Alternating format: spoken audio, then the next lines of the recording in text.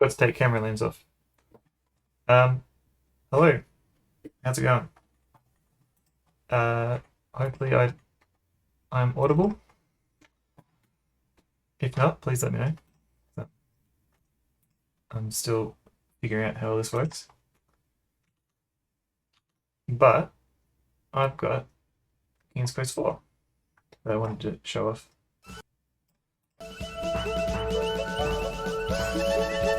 Just fiddle with the sound a bit.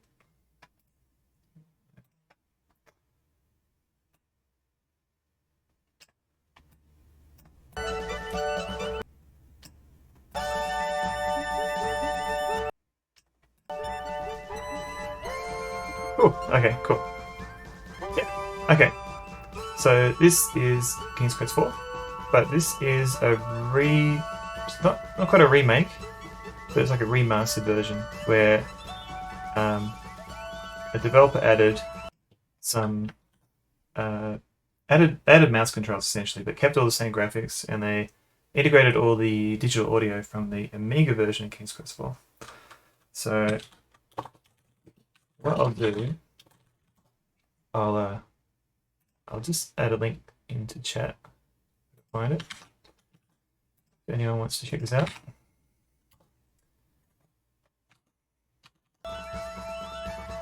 Yeah, so let's see how we go.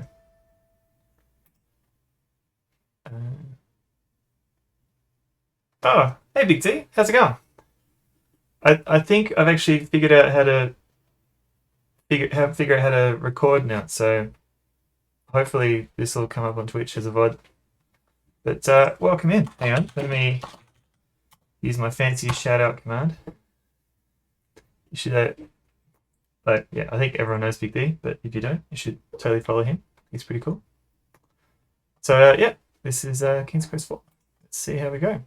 So yeah, so one of the things that the developer changed, yeah, he removed all the dead ends. There's a couple of dead ends in King's Quest 4, and there's a time limit, which is substantial. So it's very unlikely to run out of time in the normal game, but you can. You can finish the game no matter what you do. Sounds like a threat.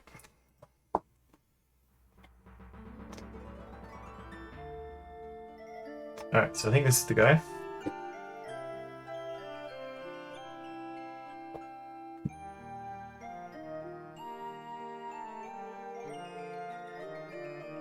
So I turned the music down, but now it seems it's too quiet. So yeah, I used to contribute to the. This was all made on the Adventure Game Studio engine, and I Fortnite. Yeah, I did a bit of contribution to the engine, helping port it to SDL2 and things like that. There was like a rough port to the Switch that I helped on, but I'm not sure what happened to that. And yes, Big D is a very famous Fortnite and Call of Duty streamer. Oh, hey, Dr. Nibbles, how's it going? So, if you don't know Dr. Nibbles, check him out. He's a famous Skyroad streamer.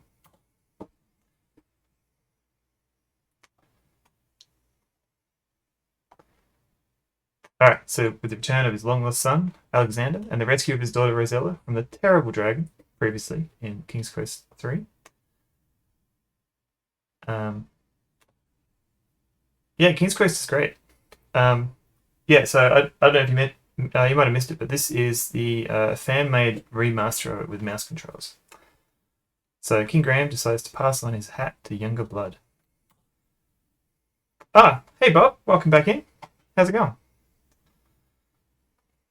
Yeah, oh, there's plenty of things on King's Quest. Actually, what I might try and do. This is gonna be terrible. Ah, yep. See if I can do that. Oh, okay. That's me. But okay.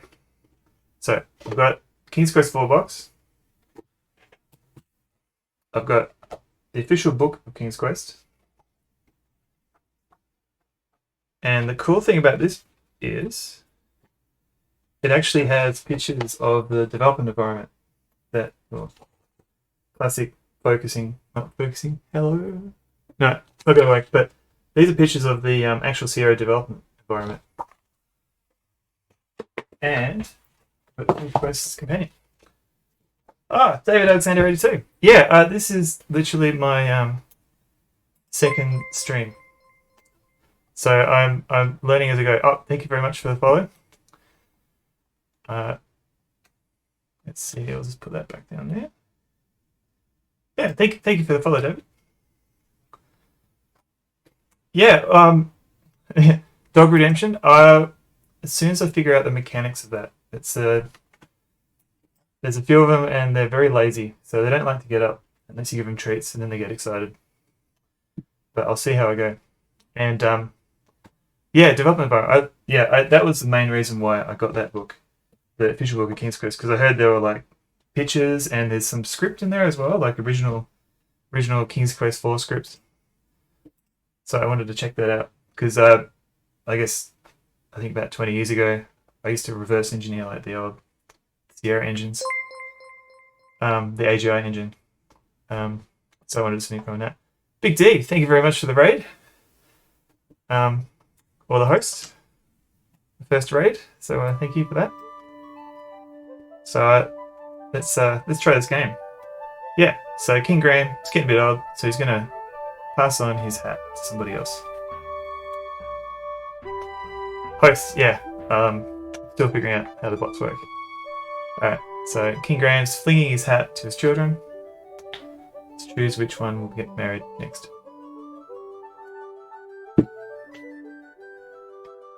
That's true. Well, Big D got a shout out before, but you should definitely follow Big D. 9 months. It's a. I was going to make a 9 month joke, but no. So, thank you very much for following for 9 months. It's a long wait for the stream.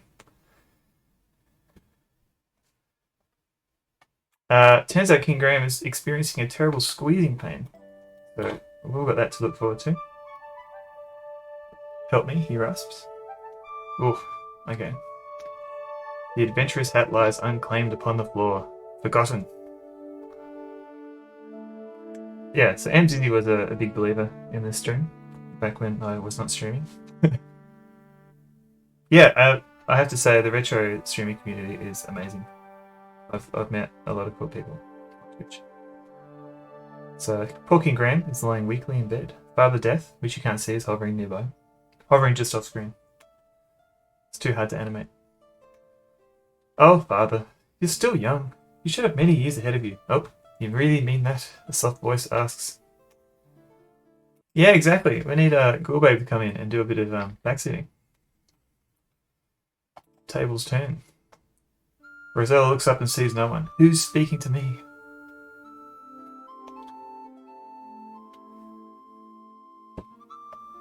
I am, the voice says. Look in the magic mirror.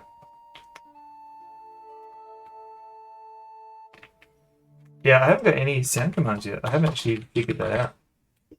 But that would be amazing. I assume Stream Elements does that. Alright, so Rosella sees an image in the mirror.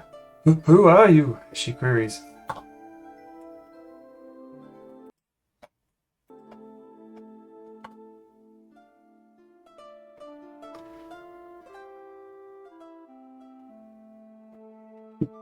Taking a while to ask.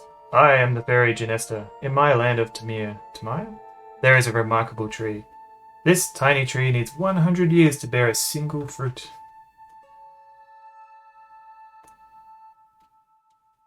It's no ordinary fruit, but if you eat it, you will find that good health and well-being will be theirs for many years.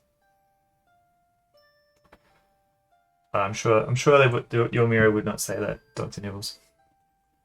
I'm sure it would be very kind. Ah, cool. Yeah, thanks, Dad. Yeah, I might get back to you on that. Yeah, I was thinking of just adding like a Cedric command and just having a random Cedric whinge, but we'll see how we go. I'm slowly adding things. The girl with the bow. Hey, how's it going? Hey, we're just playing King's Quest 4. Alright. If someone here is not following Girl of a Bow, they should definitely follow her. She's another retro, well, mostly retro adventure game streamer. She's currently playing Grim Fandango. Hello, Repeated Ghosts. How are you going? Alright, another shout out.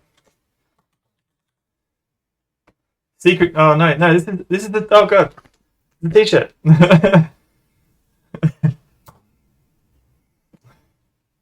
Oh no. Hang on. Just another quick shout out for Repeated Ghosts. She does a lot of 3D sculpting. She used to work for the people who do the pop things. The pop. I've forgotten the name now. The vinyl Funko Pop. That's it.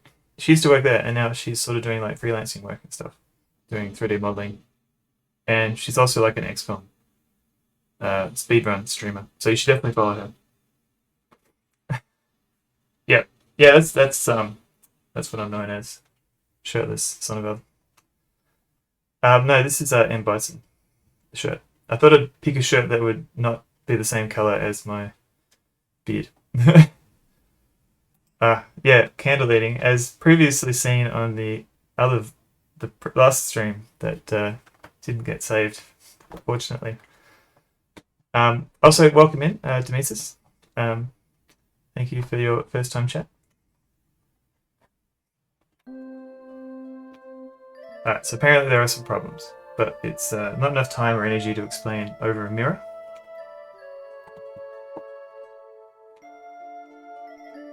This catch, once I bring you here, I can't send you back. You will have to help me first. Yeah, tip tap.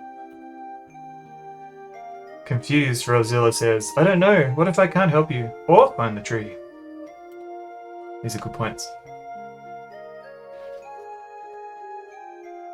You must decide now, Rosella. My powers are growing weaker by the minute.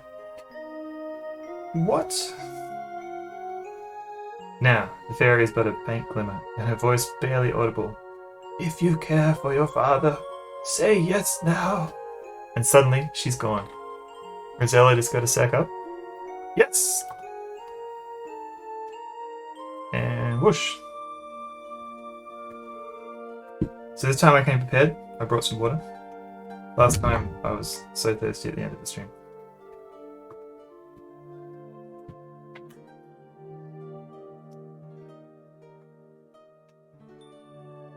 Bit of an entourage coming in.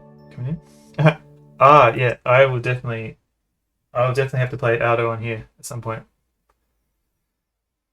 But I don't think I get any redemptions or anything until I do a affiliate thing or something. We'll see how we go. The lovely fairy speaks. I am the fairy Genesta. Welcome to Tamir.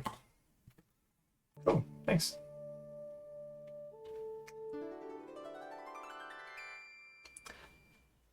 Yeah, I'll see if I can. So there is another streamer. He's probably asleep. But Bennett's, he is he does a lot of Aldo speedruns.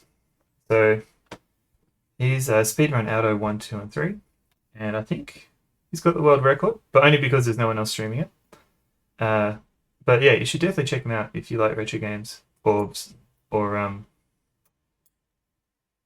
slightly janky DOS platformers.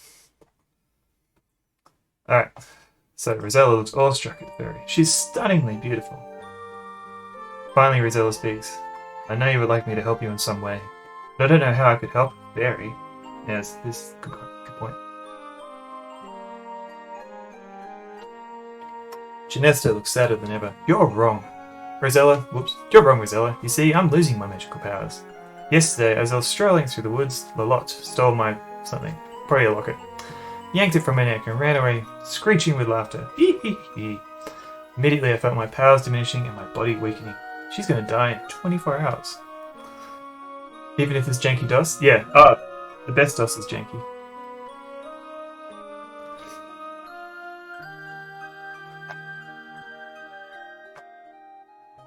Alright, so Lalotte is very evil, and we use the talisman to bring more evil. Now I feel it will contaminate my whole country.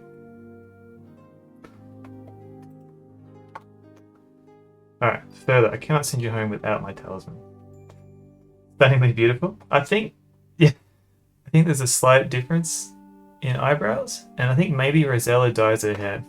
At least bleaches her hair, at least based on her darker eyebrows.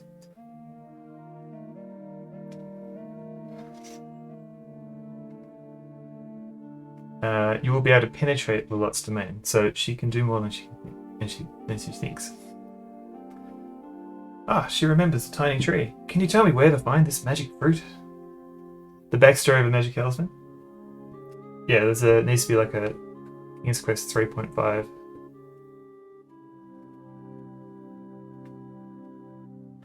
Will not be easy. So it's on the other side of the mountains, basically, that magic tree. I will help you any way I can, Janesta. How can I find Lolotte? Lolotte. Alright, so this takes a while. It's almost done. Lolotte's castle overlooks Tamir from the Great Mountains. So, top of the mountains for Lolotte, past the mountains for the magic fruit. There's not much more I can do, Rosella. As it is, it will be difficult for me to fly home again.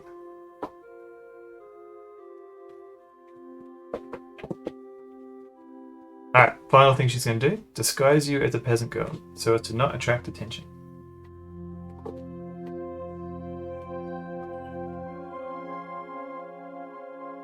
Oh, here we go. No one will know I'm a princess now. Thanks, Janesta. I think.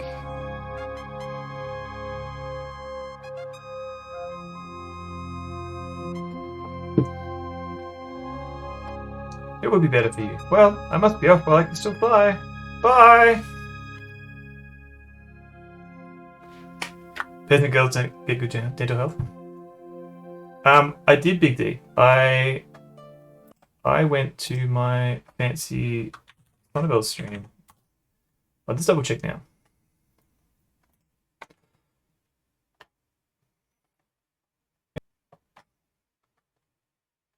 So I went to videos. Yeah, and it's appearing in videos now as a King's Quest 4 test stream. So it's definitely there. But thank you for reminding me to check. I was a little bit sad that I lost the first stream, but that's okay.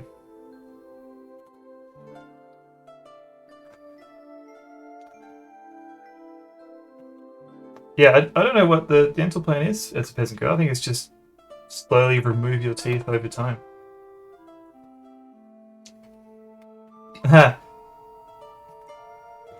No, go for it. I essentially disabled anything that was to do with like gambling or points or whatever. I didn't know what that stuff was for. Yeah, that one.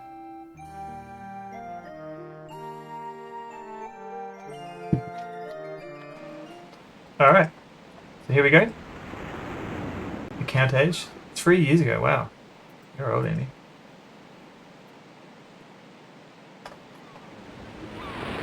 Alright.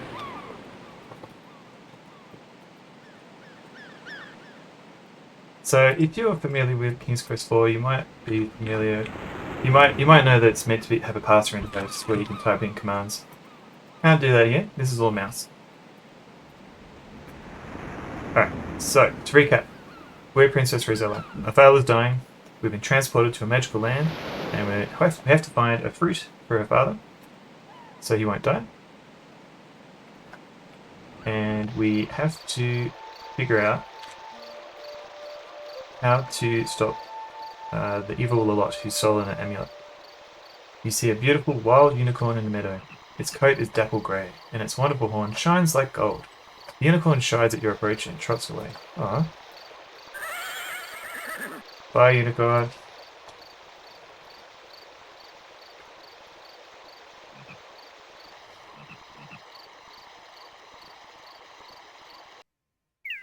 Ah, he's back.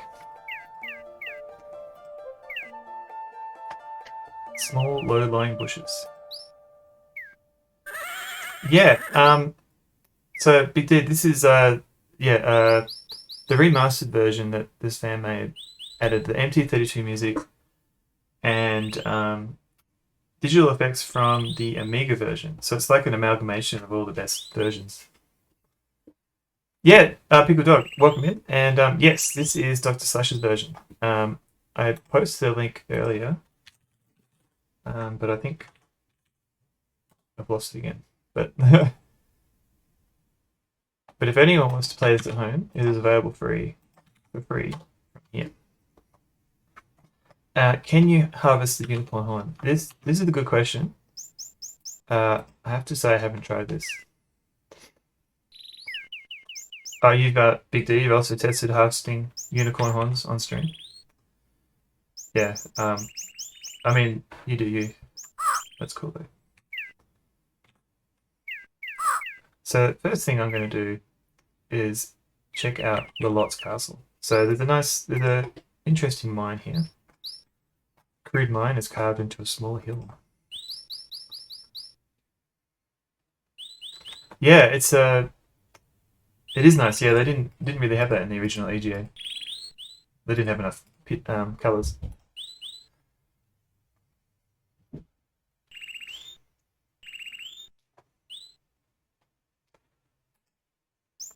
So because this is a treacherous mountain, I'm just going to save.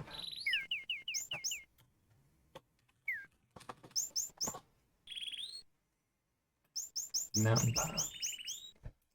So unfortunately, we're going to have another full night.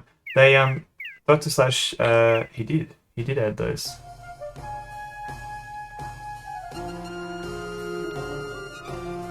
Oh no, I've been captured by flying monkey things, goblins.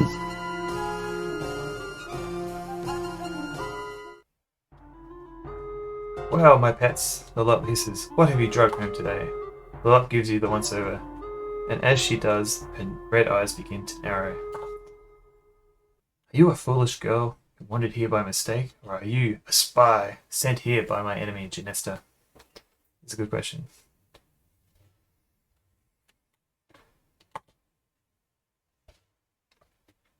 Better version? Oh, how do you mean? What do you consider the better version? You swear to the Lot that you are nothing but a poor peasant girl. Because I know there's a couple of versions of the SEI version. King's Quest 4. For the first time you experience real fear and begin to tremble. You don't look stupid enough to have wandered here. I believe you're a spy. Take her to the cell.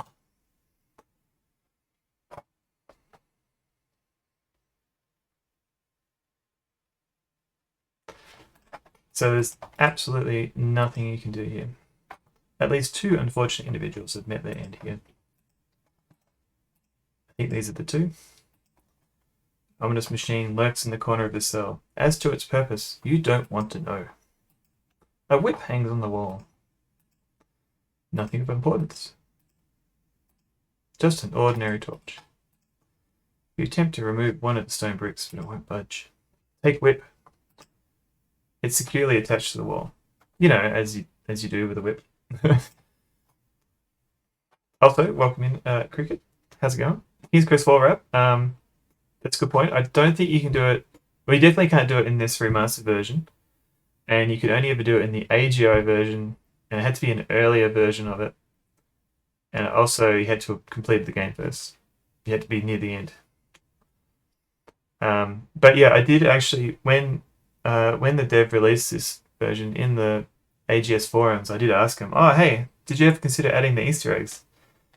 And because he wanted to keep all the graphics the same, so because everything was in the AGI version, those Easter eggs, he didn't want to add them to the SEI version. And also, it's probably a lot of work that a lot of people wouldn't see. So unfortunately, those Easter eggs don't exist here. And you do want to know about the coffee maker? Oh, yeah, coffee maker's pretty good. Although I've just got an AeroPress at the moment.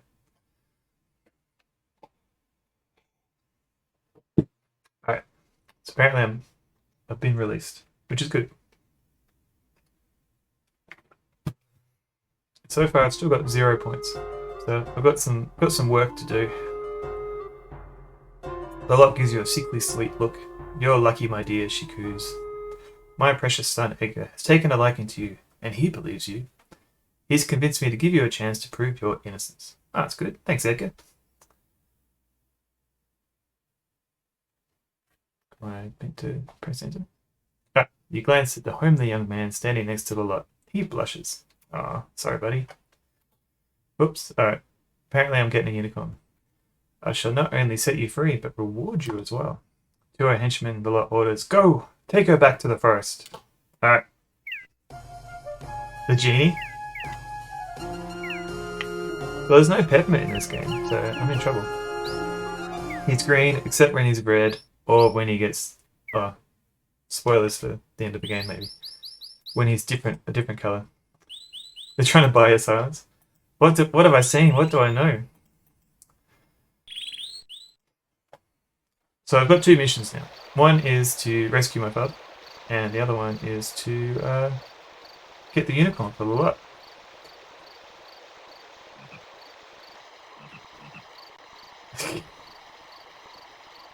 In prison, yeah, I know my rights.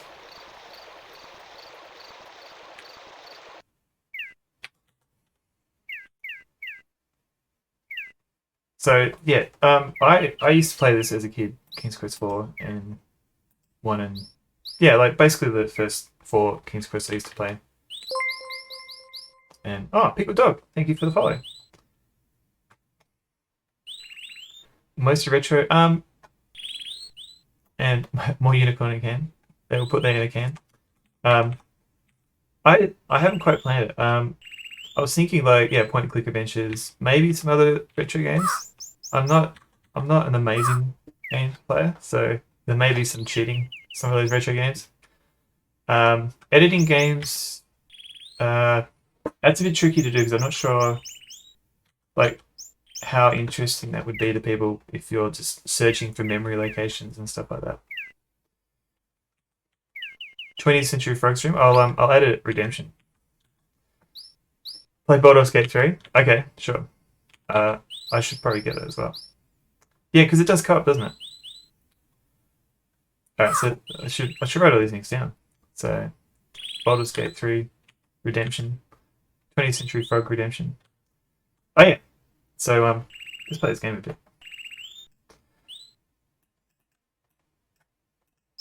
Whoop. Alright, so I've encountered a group of small men working in this diamond mine. They're not too friendly though, as one of them forcefully tells you to leave.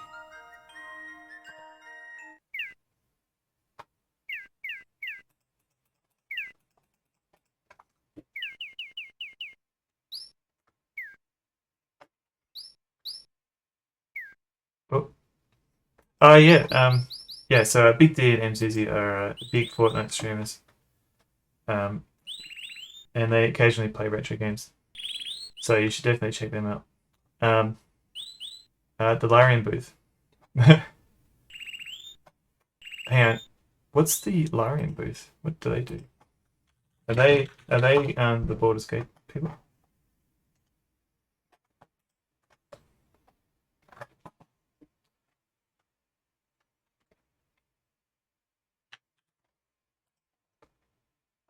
And oh, Dr. Nibbles, editing games. Yeah. Oh, they did. Oh, Divinity. Oh, so that is another game that I haven't got around to playing. I feel bad because I'm fairly sure I've got them in my Steam library somewhere. But that is really cool. Are you going to be like cosplaying, or are you just going to rock up and claim that you work there? Yeah, editing memory. Basically the way I did it is I grabbed DOSBox and so I've got the source code for DOSBox. So I sort of edit. I found the section where it goes through and runs instructions, and I just add like essentially a breakpoint halfway through executing instructions. So if it's at a certain point of memory, I make it I change how it works. Oh yeah, Mad Dog. So dressed as a monkey. That's really cool that you're volunteering to be a booth monkey, possibly flying booth monkey, maybe. So Fractal One Mike is also a big Mad Dog streamer. Use cheat engine. Yeah, it seemed like I was a bit like I tried to install cheat engine recently, and Windows just complained about so many weird things trying to be installed that I just like, no, I'm not putting that on my machine. I was a bit, I was a bit suspicious of it. Yeah, that'd be cool. Like, yeah, okay. So Repeater Ghost, you're just sort of doing a bit of free work. I hope you get some recognition. 5 more streams, a couple more hours. All right, so this is the So I've just been wandering around, but this is the dwarves' home, and it's a mess. So also keep in mind that this is like one of the first Sierra adventure games with a female protagonist, and so of course, the first thing that they do is get her to clean a house. Uh, Big D, I think there's like a whole bunch of Twitch achievements that you've got to get, like metrics and things that you got to go up to. Yeah, what MCC says.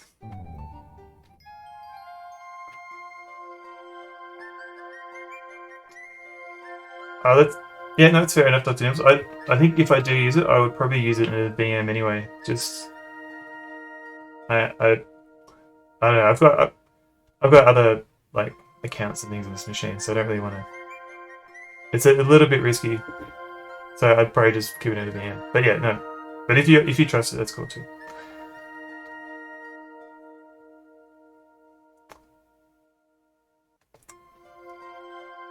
Man, look at her zoom. Yeah, she's a very good cleaner. And yeah, Big D. I think I don't think this is gonna last. Eventually, everyone will be like, yeah, we're sick of you, son of a. So I'm happy to ride this novelty for now.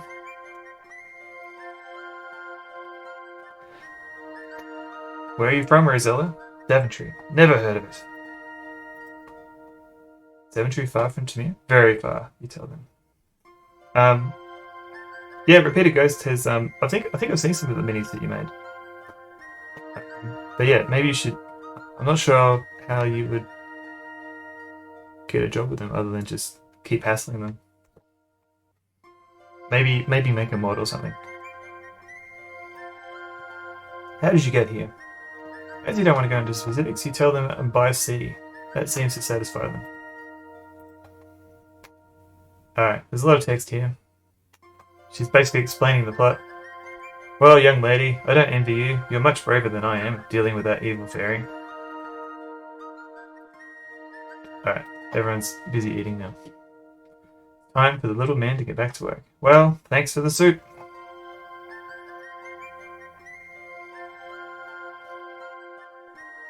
Hey, Mr. Whippleut, how's it going?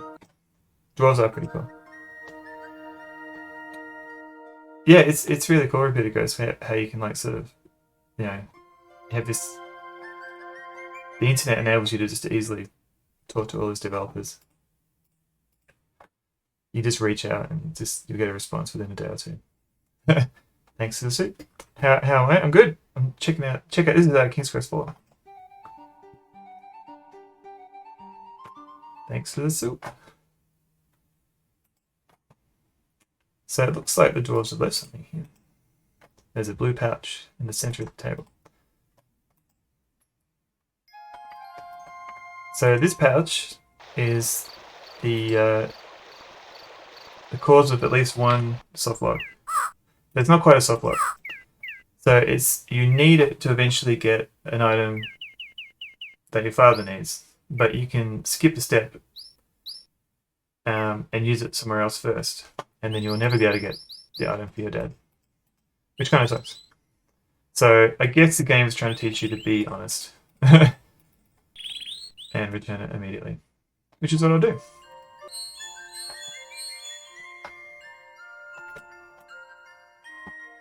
Alright, 7 dwarves toiling away with their picks and shovels. I can try and talk to them, but they're too busy. You can try and give them the diamonds. Dwarf is not interested. So, yeah, you might think, oh, okay, no one wants these diamonds, I'm just going to go away. But, as it turns out, there's another section. And this guy looks a bit busy. He doesn't look as busy. He's a mad sweeper. Yeah, Sierra. They got better over time. But I think also that was a conscious decision that they made. Like they didn't think of like I kind of think of like the later LucasArts games as like a Rubik's cube where no matter what you do, you can always complete it. Whereas the Sierra game, it lets you take stickers off and move them around, and then you break the game. But I think it was for the Sierra developers, it was a conscious decision to make it hard. That was a way of making it harder. Like you're expected to replay the game and see like catch little hints and things that you might not have caught at the start of the game, which will help you later on. Um, but also means you have to take like copious notes of things that you've already done, so you don't forget to do them the next time. But yeah, I agree with you. Sierra games are amazing. I've actually got not here. They're back in Tasmania, but a whole box full of like Sierra game boxes. So one day I'll get them sent here to Canberra. All right, being an honest person, you offered the forgotten pouch of diamonds to the dwarf. The dwarf says, "Nah, you can keep it. We've got plenty. Also, here's a lantern. Go ahead and take it. Now skedaddle on out of here." So I've got two things now. I got a torch, and I got some diamonds, which is pretty cool.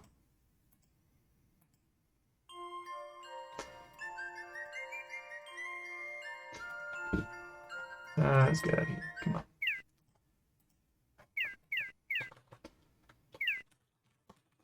So I'm just adding 3 exclamation marks for the girl with the bow. She loves that punctuation.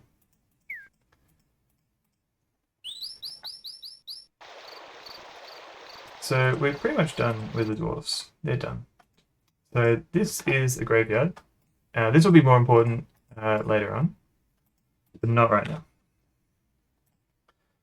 However, we do need one thing from this house. So this is a mysterious mansion, completely abandoned.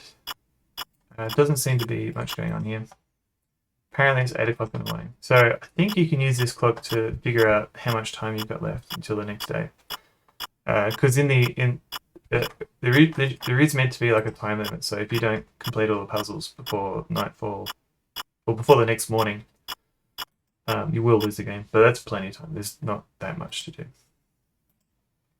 So this room here is a couple of things. So first of all, you can look on the bookshelves, and you can see complete works of William Shakespeare. That's pretty cool. So you take a book, and then we can look at this lady here. And she seems to be staring at the left wall of the parlour. And now, if we look at this wall, there's a couple of question marks. And we can see a little latch. Lo and behold, you have discovered a secret door. So it's got a shovel, which is cool. So these stairs seem to be horrible. So I don't actually need to go upstairs yet. Do you ever play? Yeah, no. I actually. So once Sierra moved to like the Windows era, and they started doing like because Shivers and Lighthouse, they're all kind of like missed like they were 3D. But yeah, I never got around to playing those ones. I never actually played Myst that much either. But I think I've got 1 or 2 of those on GOG, so I should probably try them out. Yeah, I was really I mostly played like the original DOS Sierra games, like these ones. So a lot of people have trouble with these stairs, and I completely understand because around about this point, the direction controls change.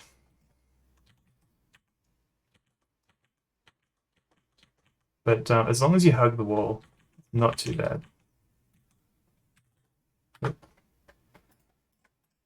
Not seeing it. So this organ exists, and you find an organ, but nothing seems to happen after you play it. So this is just hey, there's an organ here, but we don't know what it's for yet.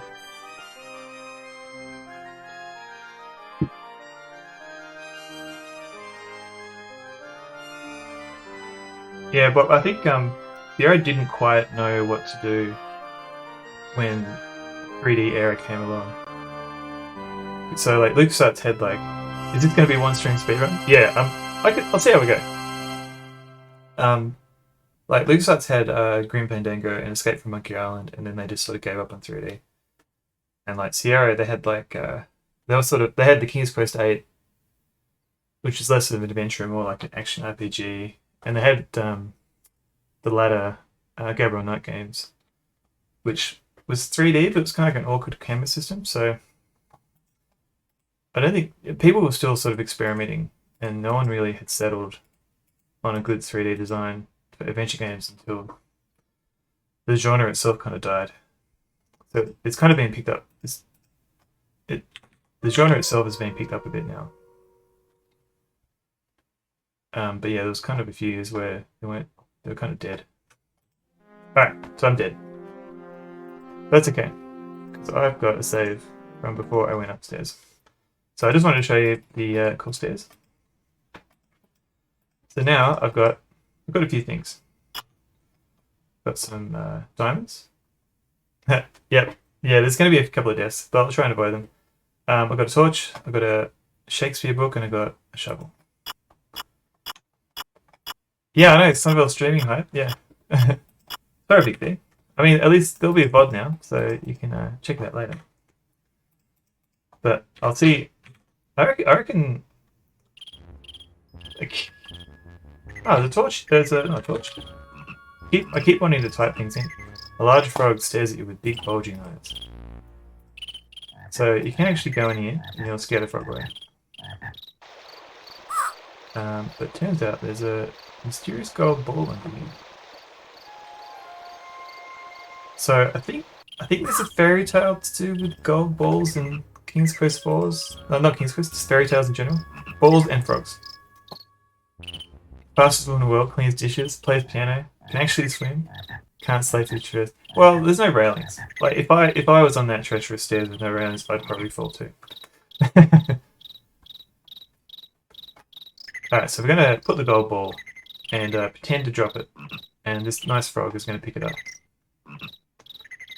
And he did. Which is very kind of him. We're going to grab the ball. And the frog's back. So maybe we should have done something with the frog.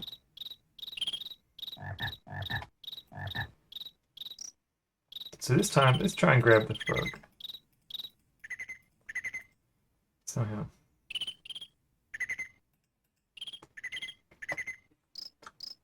Alright, so I've now got the frog. So... no answers. So let's...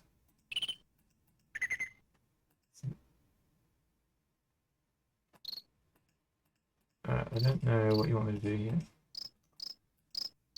See a poor, beautiful... oh no. I think I'm trying to kiss this frog. But I can't do it.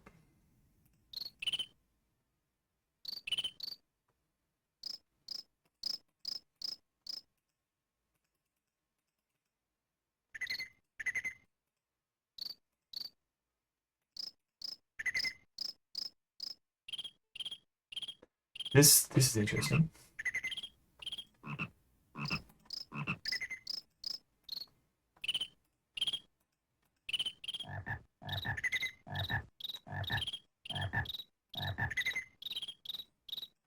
I'm gonna come back.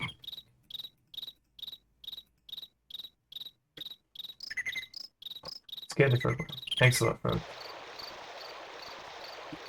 Oops, your games need element. Yeah, that would be an amazing mod.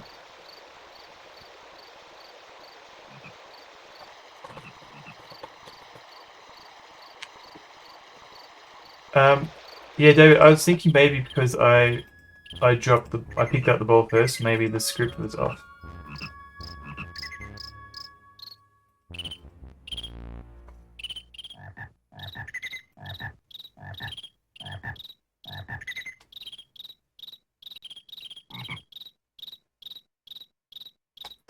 Unless... Oh! It's in my inventory. Yeah, okay. Yeah, so normally in the pasta version you would type kiss frog. Alright, but Kissing the frog. The little green frog changes into a handsome prince. Oh my. Good. Yes, delicious. Who are you? I thought you were supposed to be a princess. You're nothing more than a peasant girl. Without a dental plan. You say nothing. Well, ta-ta. I'm off. Point click rated. I was thinking maybe there would first be pictures of my dogs, but we'll see how we go. Yeah, goodbye, jerk prince. Welcome in. Adrift on the sea. Pleasant girl. Kill prince. Slap prince. Slappy. So, I've got a ball, and I've got a crown. But what does this crown do? I'm a little froggy. There's no reason to be a frog. There's always a reason to be a frog.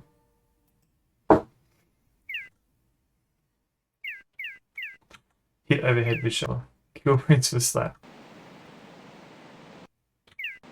So I've almost got enough, I think, to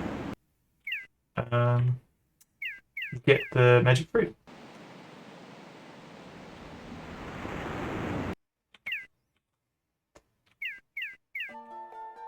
There's my nice unicorn. So I can't do much with the unicorn yet. Because there's no... the unicorn always runs away. Oh, I hope the crickets aren't too annoying, Big D. I'm not sure if it's sarcasm or not. Oh, okay. Oops. So there's Pan. I can't do much with Pan yet. Yeah, get your own princess. Oh, you like it? Oh, phew. Oh, here we go. So this guy is a terrible loot player. But we can give him a book. And maybe we'll have a career change.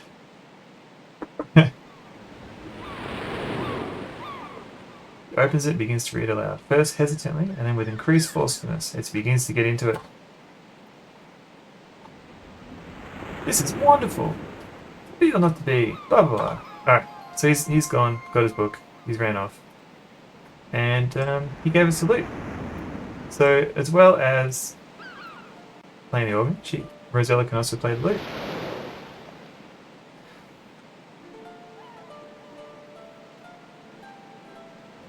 So Rosella didn't have much to do while at home, so she did a lot of learning.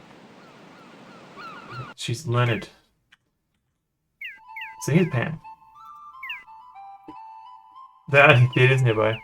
Yeah, this the whole land is kind of weird because I don't know how the economy works. Like you've only got like what 16 screens, and they all loop on each other.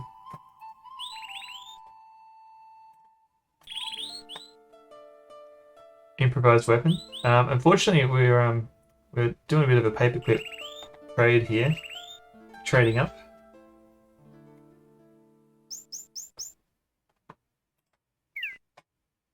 Yeah, have it. So we've just exchanged the loot for a flute. And jam session. That would have been amazing, but unfortunately, I guess Pam was too awestruck by my amazing playing ability. Oh no, I've startled Cupid. So Cupid runs off. But there is a bow and arrow. So we'll just pick that up for safekeeping. You can hit Pan over the head with a lute and steal his flute. I haven't tried that. I assumed this game doesn't believe in violence.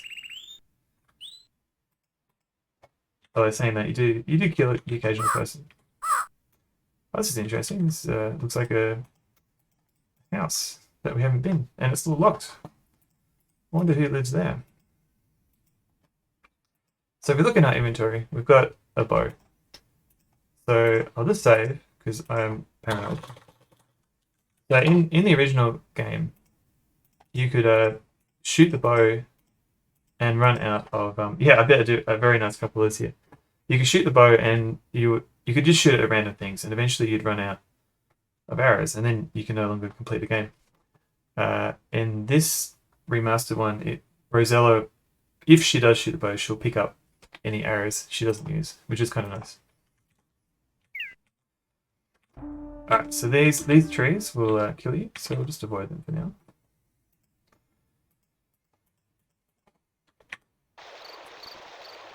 So basically, yeah, you loot them and loot them. One of the things you're meant to learn is that once you figure out that the crown turns into a frog, you need to kind of use it in various places, possibly some aquatic areas, to figure out if the frog ability is useful anyway. And it turns out it's useful here, because as a frog, you can travel through the waterfall. So there's a board that is easily missed and you can pick up. And there's a horrible cave. So this cave, I hate it. I hate this cave. when I was a kid, I always made my younger brother go through the cave because just something about this just always freaked me out. And even now, it's a nightmare. A point-and-click version of Black Cauldron. I'll have to check that out. I didn't know there was one. That is interesting. Yeah, I am getting trolled. So one thing I can do is turn on this torch. But the first thing I try and do is just trying to grab them bones. Problem. Give chat remote access. To the game. Yeah, that would be amazing. I wonder if there's like a Twitch Plays adventure game plugin I could get going. So, as you can see, if you've played the original DOS version, this cave actually is a bit easier to navigate now. So in the original, it was just black, and it was just a little bit brighter around Rosella. Whereas now you can actually you've got this kind of EGA like background, which makes it a bit easier to navigate. So the problem is still the troll. So I'm just going to save again. I hate that troll. Oh god. Okay. The troll stops chasing you. You wonder what could scare the dreadful monster off.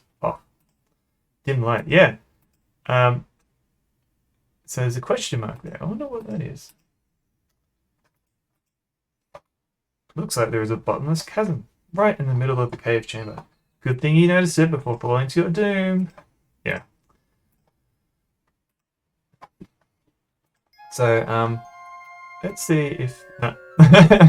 A chasm! Oh no! This game cheats. Yeah, it's a bit rough. Chasm put some pants on. People can see you. Alright, let's try this again. So apparently, even though the game has pathfinding, it doesn't have pathfinding for the board. It's bottomless. Oh, I get it now. I get it. That's I didn't know this was going to be a pun stream. But how the hell are you supposed to do it in the dark? I think at least I think she's like feeling in the dark, and maybe she feels this chasm. And also she's got a torch. Hell yeah, a swamp. So this swamp.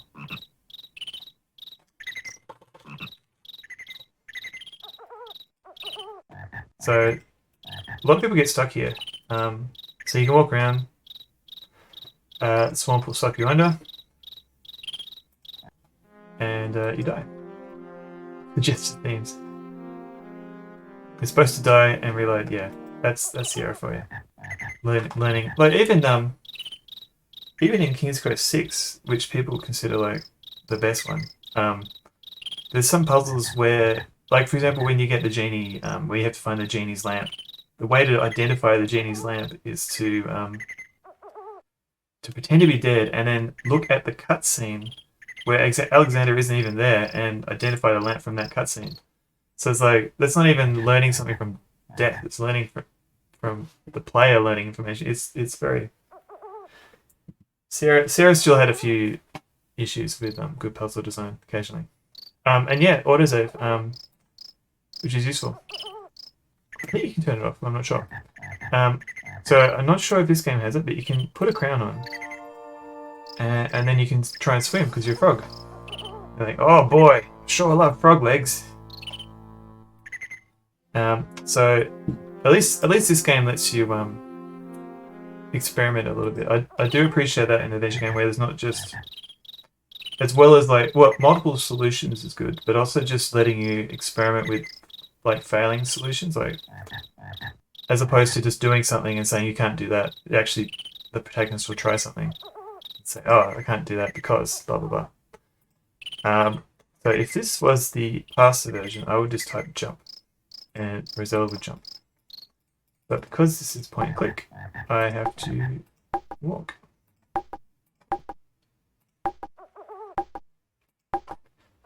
You have issues with the puzzle design, Adrift on the Sea? Yeah, I do love Sierra games, but yeah, some of the puzzles can be not fair.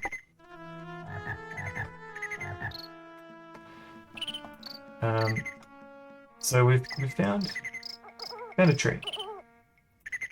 It's a tree, small and scrawny. Looks like it's taken almost every ounce of its strength. Produces one wondrous fruit.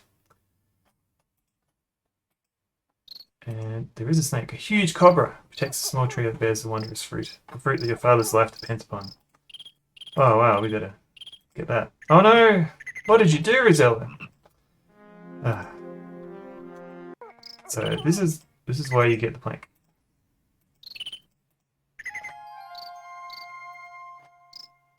So let's just assume that the cobra will kill us. So what we can do is mesmerize cobra.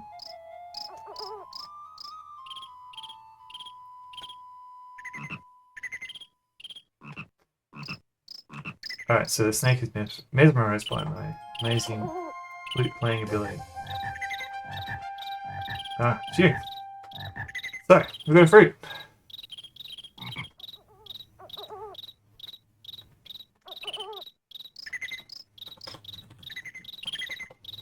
I wonder what it tastes like. Mmm, delicious. Before you know it, you've eaten the whole thing. Wow. Okay, so I think you lose points for that.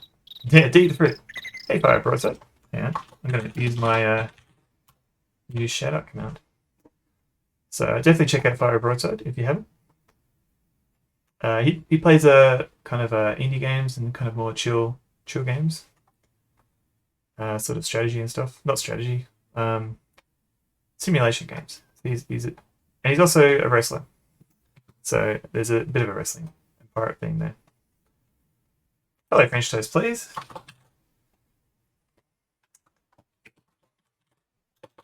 Let's do a shout out for French toast as well. Check him out if you want it. He French toast also does like chaos streams and mainly more sort of indie game focused. But definitely check him out. Just trying to get my in chat. Yeah, Adrift on the Sea. Yeah, I've played I think at least the first 3 police quests and all Quest of Glory games apart from Quest of Glory 5. I definitely think Quest of Glory is replayable. Like unless you've played like all 3 characters, and even then there's different ways of going about stuff. I should definitely do more of a play more of a Quest of Glory. So I think I've just eaten the fruit, which is not what you meant to do. So I'm just going to restore.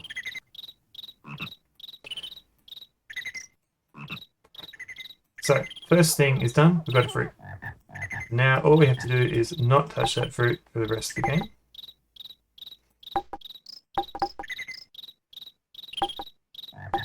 And yeah, if anyone else is a streamer and I haven't shouted them out, let me know. I think I've got everyone.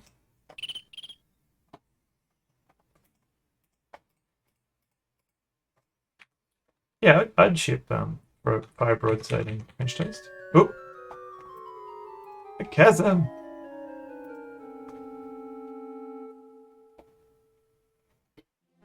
Oh, I like that. French abroad, please.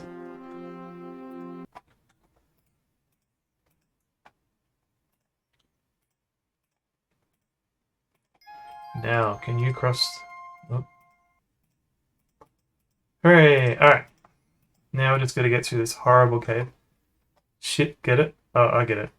I understood. Fire toast. Upsy. So another thing that's changed is that you can get chased by the troll, but it's not fast enough. You can actually outrun it, I think. So you can go on a merry chase. Oh, well, they're saying that. Probably gonna make a liar out of me. Oh, no.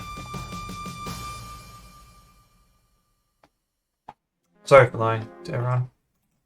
Turns out you can't outrun it. Fairly sure you can outrun it. Oh, oh god. Oh god. No! I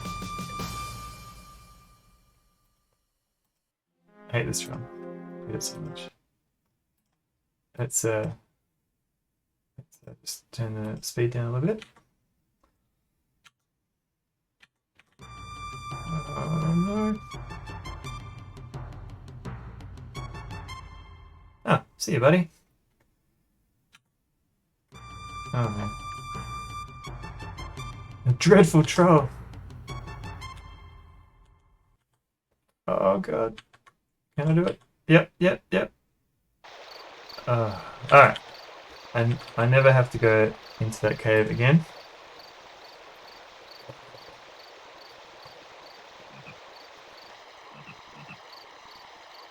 Real life internet trolls at 2 AM. They just ignore the trolls.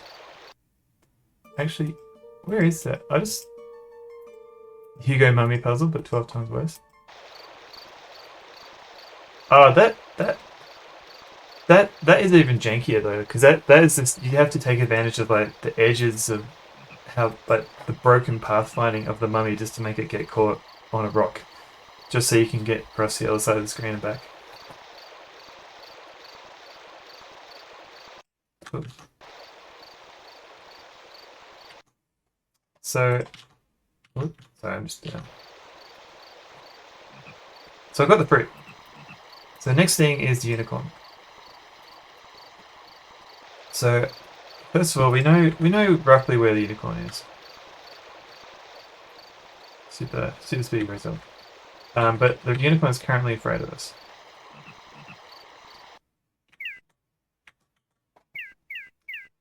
But what we can try is filling it with love, aka shooting it. If we can find anything.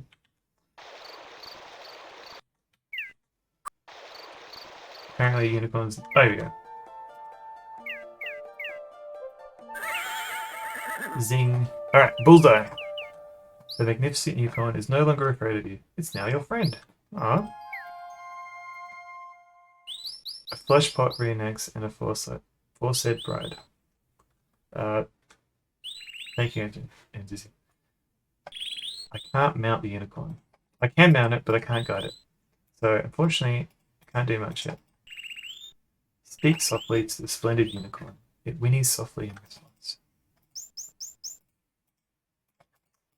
So this puzzle, so we need some sort of bridle. But how do we get this bridle? You'd think we'd just go to the bridle shop. But no. It's more involved. And it's essentially like this shaggy dog puzzle where you just solve things until eventually you find a bridle. And you're like, oh, how was I meant to know to do that? So, here's a nice fish. Let's give him a chat. Seems to have other things on his mind. Alright, cool. So, you kind of have to wait here. If you don't wait, he'll just be fishing there forever. And then you can no longer interact with him.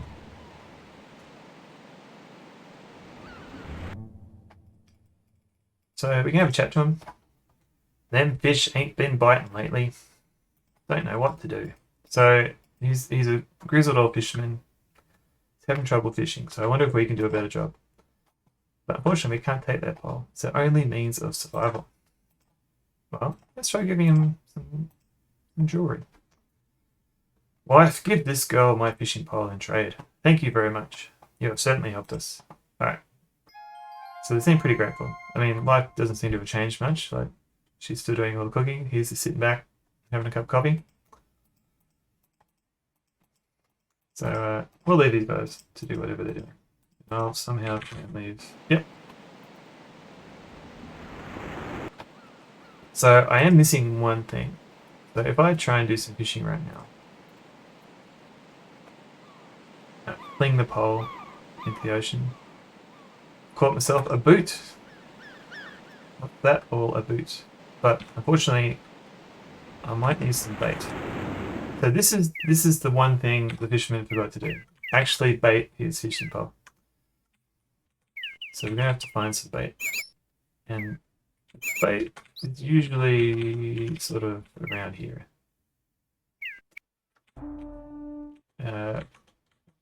If I can find, where am I? It's usually in these browner areas. I have no idea where I am. Okay, here we go. So anyway, let's do it. So usually I find the worm here, but you can find it. Here we go. So you have to scare the worm off, scare the bird off, and then completely forget to pick up the worm.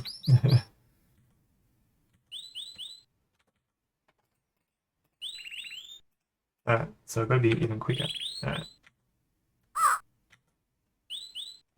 Alright. So we've rescued the worm from death. So I'm sure the worm will be very grateful as we look after it, and I'm sure it has a long and happy life. And we totally won't feed it to fish. Where is Rosella? There you go. So sorry, worm. You only lived a little bit longer.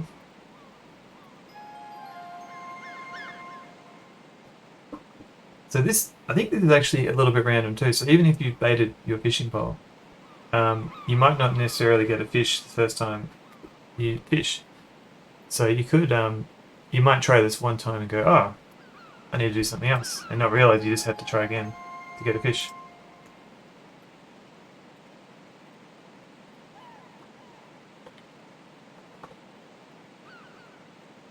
So from now you kind of have to do a bit more exploring. So they're in the ocean. Oh, quick, run away, run away. Alright. And Janessa at the start of the game mentions that she's across the sea. So you're meant to figure out that you can swim across the ocean.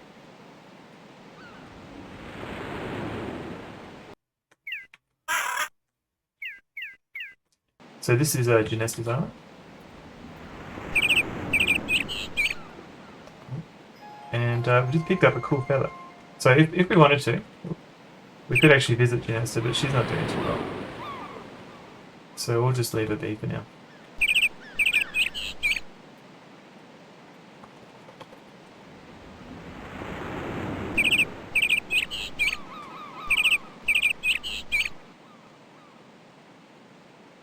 So this... Yeah, Roselle actually has to do the work. You're getting very tired, Rosella. Oh, here we go. So everyone loves this puzzle, by the way. This is like if everyone had to rank all the King's Quest puzzles, this would be like number one. Like, people love this whale puzzle.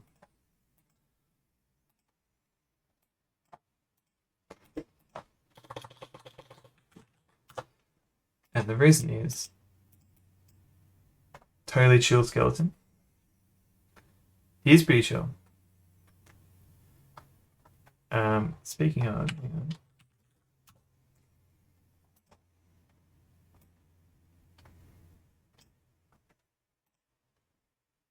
I think this is time for a new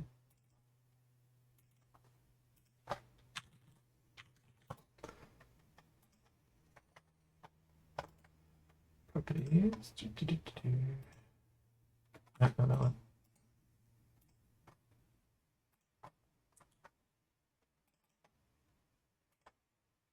Alright. A new stream mascot. Mr. Skellington. Such a good and clear puzzle. Yeah, I'm kind of interested to see what will happen in the point and click. So I can't pause it, but essentially there's a narrow path just along the edge of the tongue that you have to do. And it's so finicky.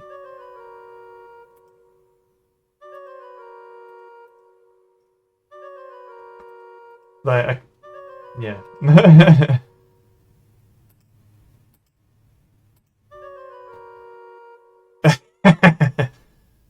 Alright, I'm gonna have to save scan this.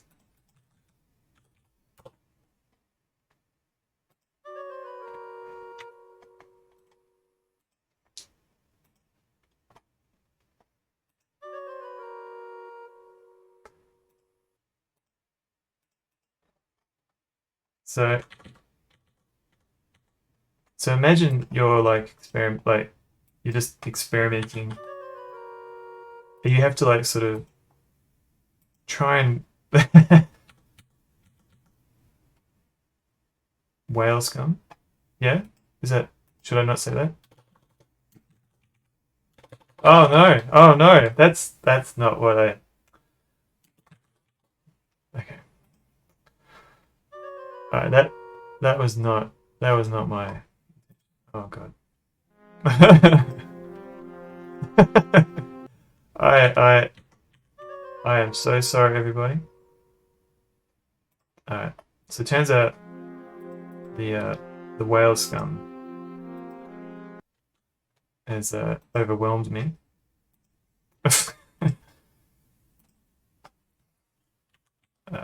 I do apologize for the whale scum. That totally was not intentional.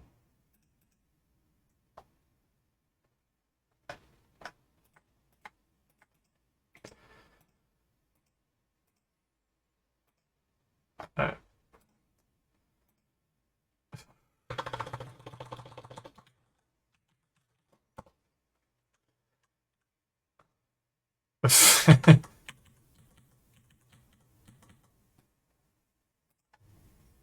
Yeah, I'm gonna have to do a new channel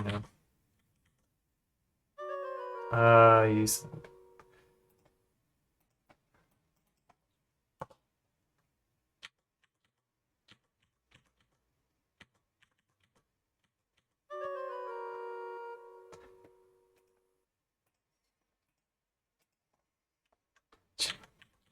3 whale scum. Yeah, each time I do it, I'm like, no, I can definitely make it this time.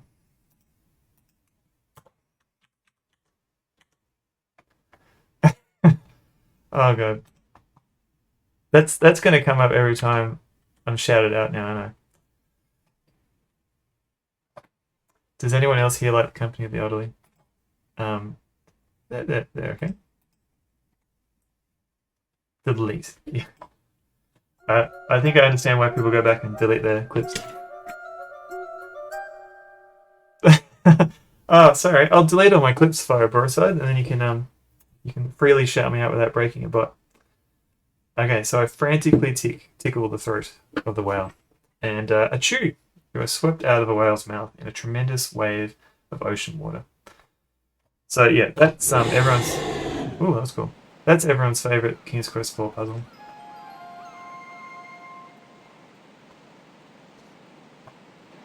So remember, we're on a mission to find a bridle, but yet we're just running around here, just exploring whales and islands. So it's kind of a bit weird. So this is ultimately where the bridle is, and there's also a bird that will land here. Yeah, I don't know if I've improved the puzzle for you, French Toast Please. Maybe. But when you want to leave this island, a bird will land here, and you throw a fish to it. But in this version of the game, it looks like the bird won't appear until you've picked up the bridle, which is nice. So it means you can't softlock yourself. You have to explore this island until you find the bridle, which we've got. But yeah, if you're playing the DOS version, you were meant to know, you were meant to like sort of walk around, and then you might see a glint on the ground, and you've got to actually walk inside the boat and look on ground in order to see the bridle. Yeah, not great. So I'll just speed up a bit because I'm impatient. So now I can give this bird fish. Hey, buddy.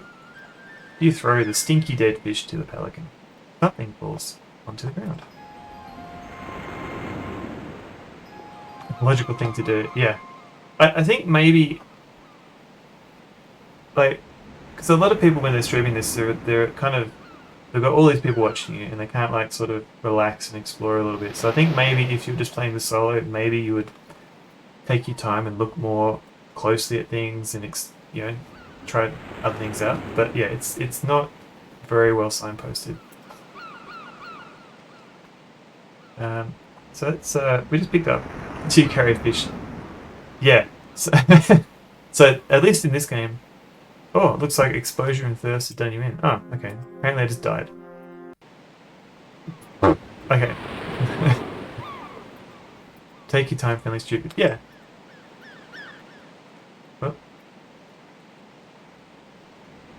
yeah, with the fish, you can actually get to this point of the game and completely get soft lock because you didn't bring a fish with you. You didn't bring a feather.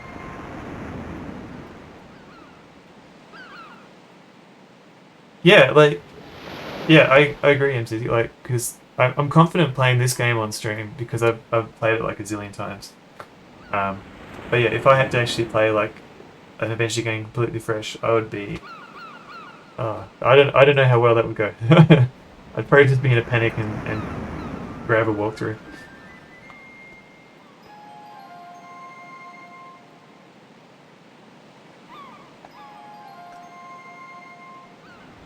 Yeah, so this game will not. So this version of the game, the remastered one, will not let you actually get to the island until you have all the items you need.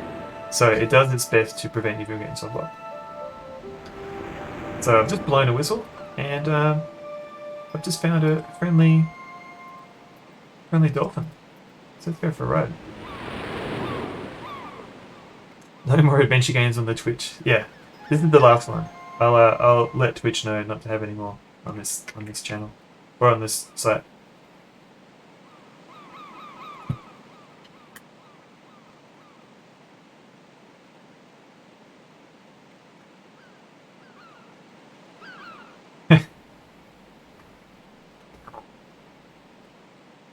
This yeah.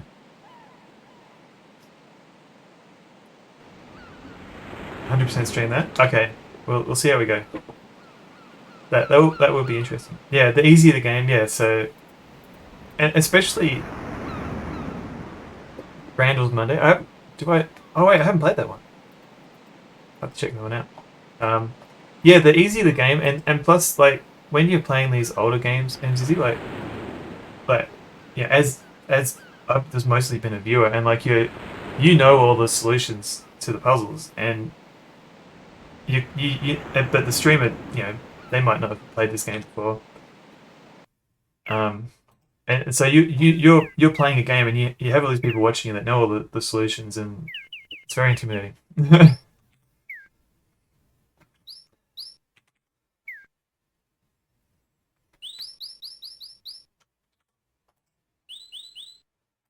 User-friendly logic.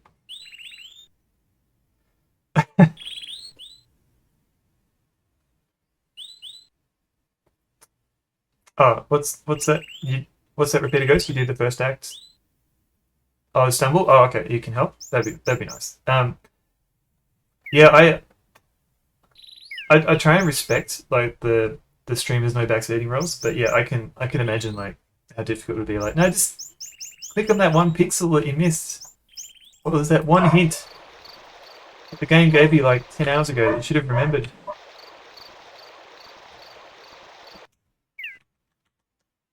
Randall's Monday. I'll have to check it out. It's going to be a horrible game, isn't it?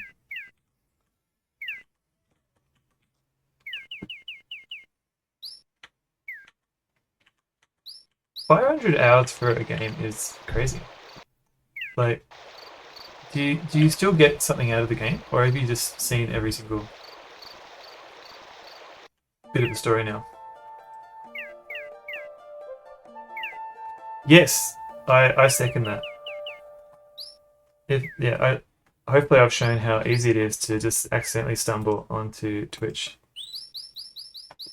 Oh, you play each patch. I gotcha.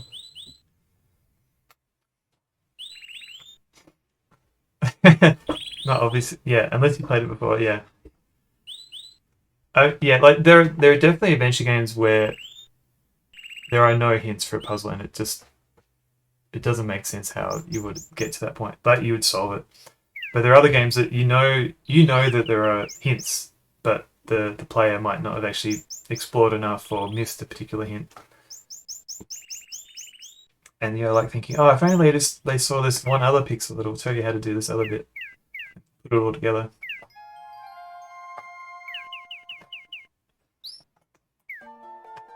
Different classes? Yeah, okay. So it sounds very Quest for Glory-ish. They've got like 3 different character classes at least, and different puzzle solutions per class. So we're just bringing this unicorn to its doom, like a good hero should. So, I hear you were a good girl and brought me the unicorn. I'm almost convinced you might be innocent after all, but not quite.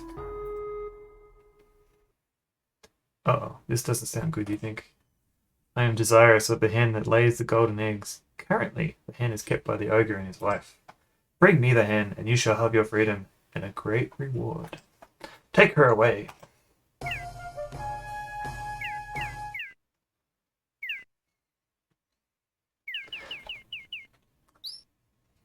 Yeah, Fire Broadside. I kind of was hitting at this before, like, just like I appreciate games that don't just have the single solution. Like you just have to do everything exactly one way. Like it lets you experiment with different things, and you get a response that's better than I can't do that. Well, that doesn't make sense. Like because it should be like sort of a toy box that you can sort of play around and just. I understand like there's a lot more effort to animating and coding all that, but it makes it kind of a bit more fun to play. Because like when you're stuck, you're stuck. You might need to be able to explore a little bit and just play around. Um, and yeah, I feel bad about the unicorn, but we will rescue it later. Yeah, I try and be gentle. I I could probably be gentler with my backseating. Like yeah, there's yeah, I hate people that just go in and go right, do this and do that. Like I try and at least give a few hints like, hey, what did that person say before? Or oh, did you notice this thing? Yeah, I agree, Fire. But that's only if they want backseating. So it's always good to check as well.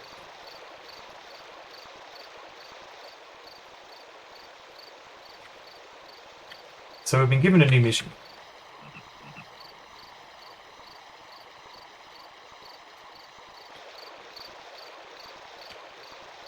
And the new mission is to get the golden egg. Get the golden egg laying hen. If you know the person. Yeah, I guess is that when it's more like the bossy backseating?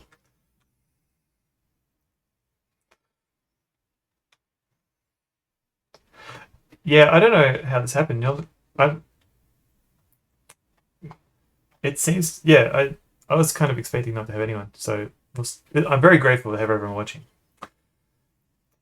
Let the streamer ask check questions and then answer accordingly. Yeah, yeah. The question, yeah. So there's a few things that, like, yeah. So you've got the person who sort of points out things that you might have missed, and hey, did you check this thing out here? You've got the streamer that if they need hints, they might ask questions like, oh, should I go here? Yes, no, sort of potter or cotter. Ah, thanks for the link, Fire Broadside. Thanks for coming in. I'll just give you another shout because I've got this command going. And then this what was it? Oh man, I haven't seen her stream for a while, but she used to have a requirement that if you're going to give a hint, it had to be in rhyming form. which was fun.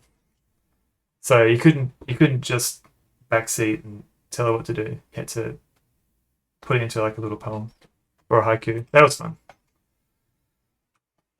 But yeah, thank you very much, Fire Broadside, coming in. And yeah, let us know when you're doing a yoga stream. Ominous trees. Alright, so now the game will have changed a little bit. So if we go on this side, there's an ogre, a giant ogre. He does not look friendly. And if we visit his house, there's a new lady who comes in. So if we can, oops, looks like you'll join the deer in a stew pot. If we can, oops. So this is the game telling you, like, assuming you don't die, it's the game telling you that the ogres were away and now they've come back and they've opened the door to their home. So now we can actually go, whoop, we avoid this guy. Oh, Jesus. Okay, try again. One day. One day.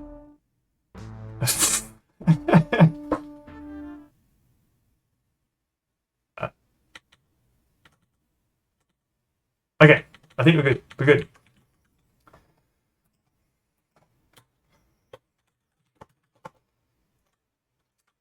So, if we open the door, there's a very unfriendly bulldog rushes towards you. So you have like less than a second to do anything. You are nothing but a bite-sized morsel for that big dog. So if this was Parts of Land, you could type something in and the game would pause while you type. You don't get that here, so we're going to have to turn down the speed a little bit. So the solution for this is the bone that we picked up in the cave. Happily, quickly, you toss the bone to the big dog who catches it midair. Happy with his surprise gift, he takes it to his favourite rug, lies down, and begins to gnaw at it. He seems to have completely forgotten you. Ah, that's nice.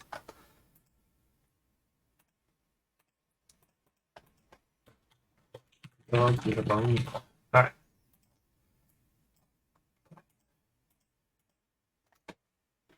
So I think this version lets you re-enter the house, but in the original I don't think you could. So you had to make sure you picked up this axe.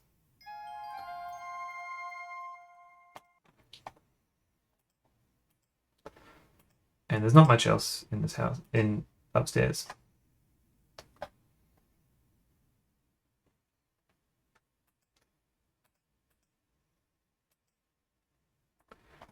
And I'll just save it again.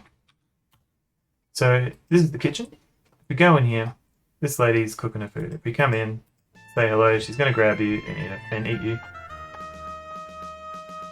which is not ideal.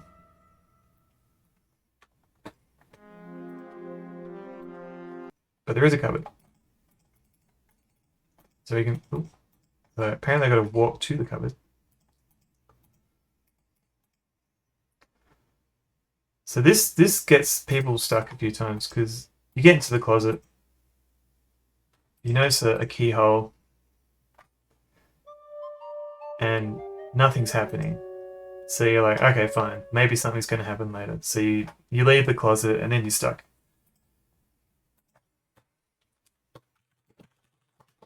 But what you're meant to do is wait a little bit.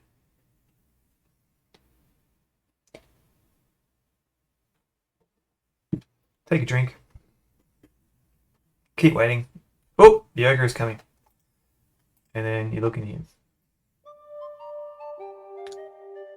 And then realize that he's coming, but he hasn't actually come in yet. Ogre is in the house. Be five, quiet your old goat. That's just a deer. Alright, so ogre's eating. Bring me my hen. That's the hen we're meant to get. That's handy. Lay, orders the ogre. With excitement, we watch the hen lay a golden egg, which the ogre takes.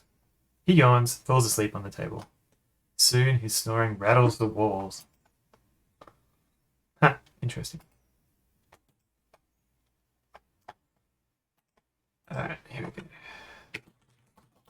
Hen time. Not close enough. Alright. That's how we go. Oh, buddy. Alright. Just get fed. Walk around. Get fed. Lay an egg. Oh, hang on. What word have I... Innovate. What should I have not said? Oh. Oh, God. Ogre's got me. Oh, yeah. Demand chickens to lay eggs. Yeah. So... I've got a chicken. And, yeah. That, yes. The man chicken's legs. I will, I'll take that under advisement. Take that as a comment. So we've now got the egg laying hen.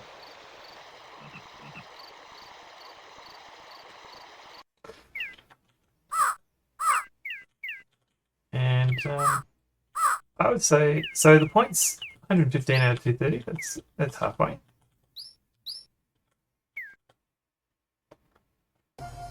Uh-oh, the locked goons.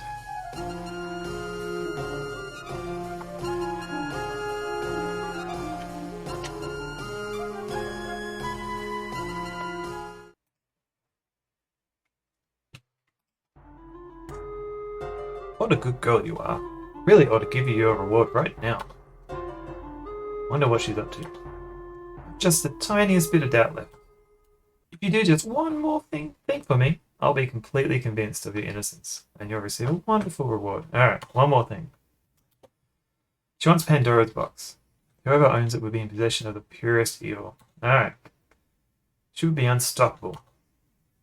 Alright, so it turns out that might be a bad idea to do, but we're gonna do it anyway.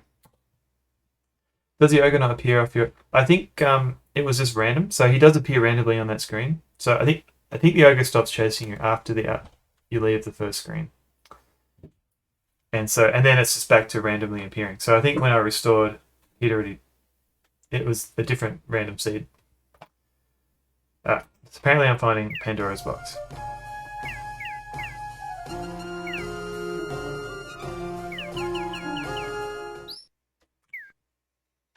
Red.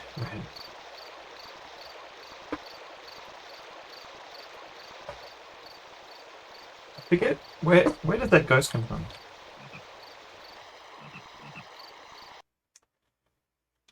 Is that Bubble Bobble?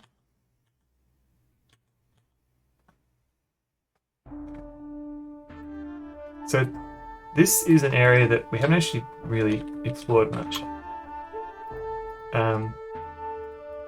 But if you touch a tree, you get killed. And you did.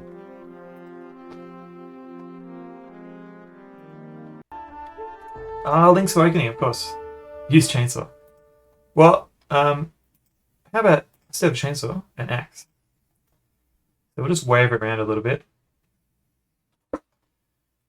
And the trees tremble at your might and your axe. And now I can walk up to the trees.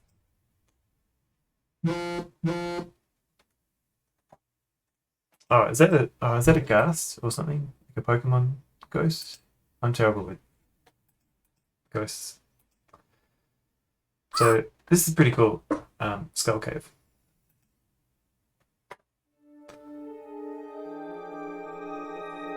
So what's going on? Oh, okay. So this is probably a friendly witch.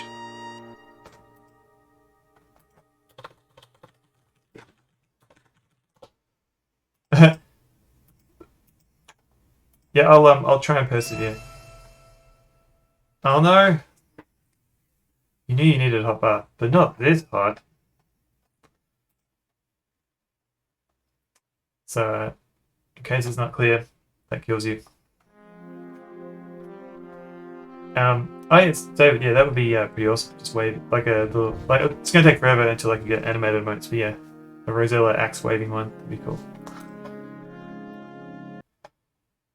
So I'm just gonna turn down the speed a little bit.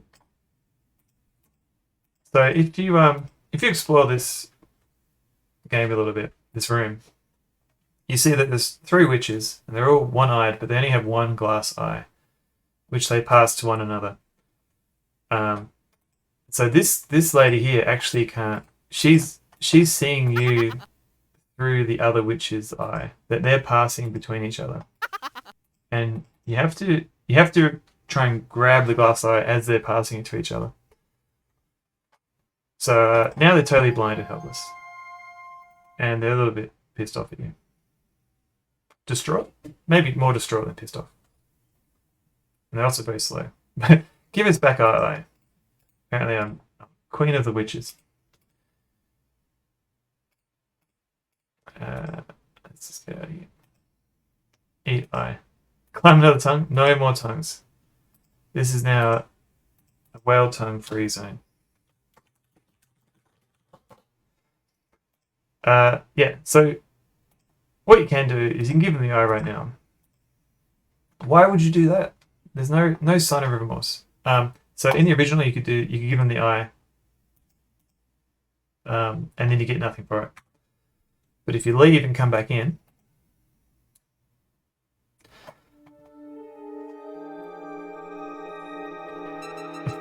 I don't think there's many adventure games with an endoscopic procedure. So the witches just gave us a thing. Scarab.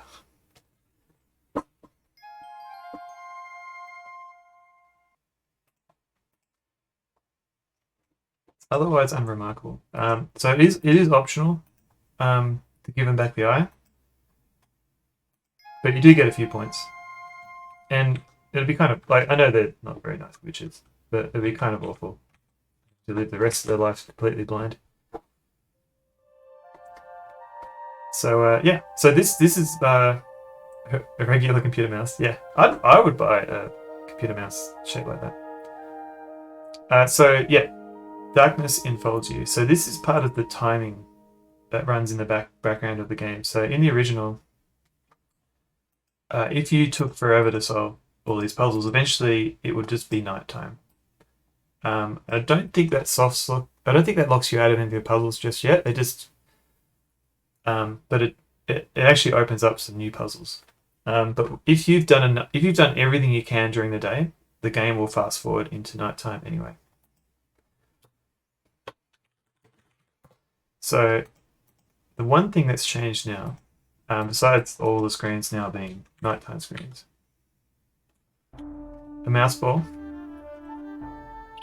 But there was a lot of cleaning of mouse balls. And I don't know, it's a lot easier now. I don't have to do any cleaning.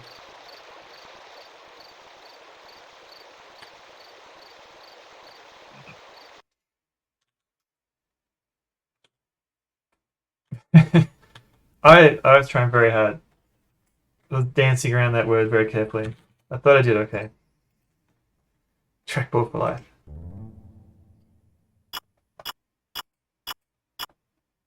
So this house changed a little bit. Before it was completely empty. But what's this you hear? It's the sound of a crying baby, and it's coming from upstairs.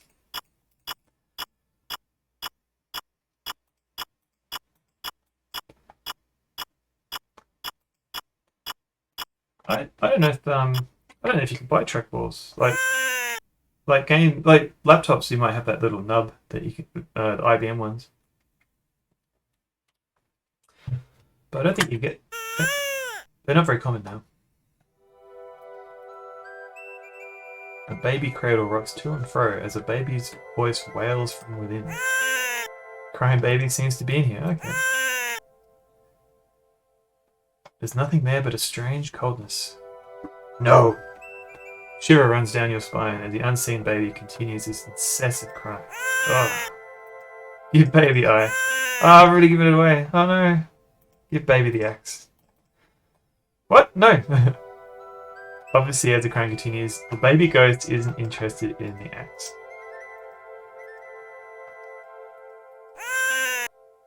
Yeah, thank you, Dr. Nibbles. I also said no, be polite. I've also heard interesting names. For that.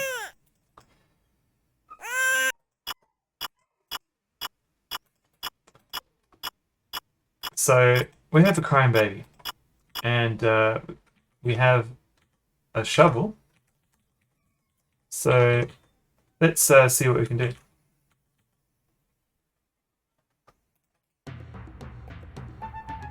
So in the original, is this Clock Tower? No. I should play Clock Tower. I haven't played that yet. Because it does look really cool. So the point of this puzzle here is that there's a baby ghost, and we now need to dig up the grave of the baby to find the object that will give it peace. Which is a bit disturbing. Like, you start off digging up baby corpses, but yeah, that's what we're going to do. And in the original game, your shovel has a limited number of tries before it breaks. But here in this game, it will go forever.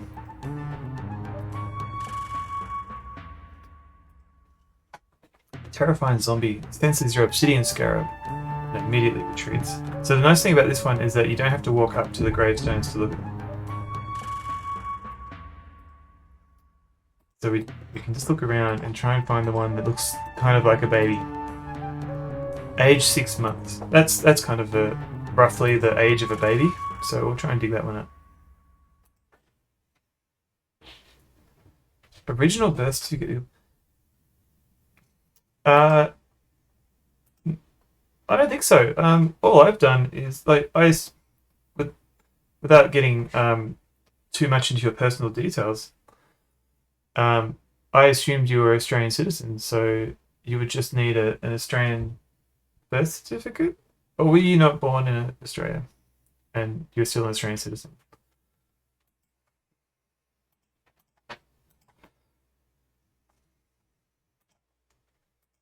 Yeah, because as far as I know, it's just my birth certificate to get a passport. Maybe some other forms of ID.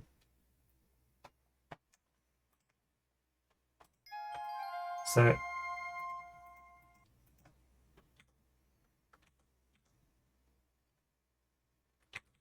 I've just dug up the grave of a baby. Got a rattle. There is no world beyond Australia. Endless ocean.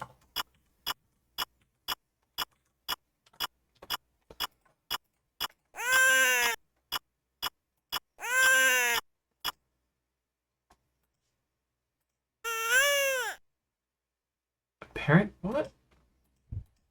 I thought that was only a problem if... Isn't that like... Was it Section 14 or whatever, where all our politicians got kicked out because they weren't proper Australian citizens? Alright, here's the rattle. Baby Emmy.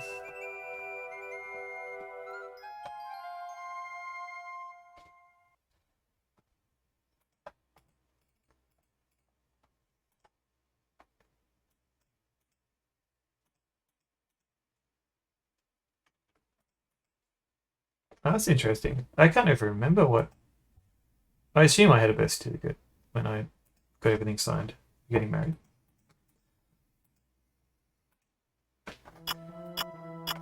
Oh, who's this guy? Stooped old miser.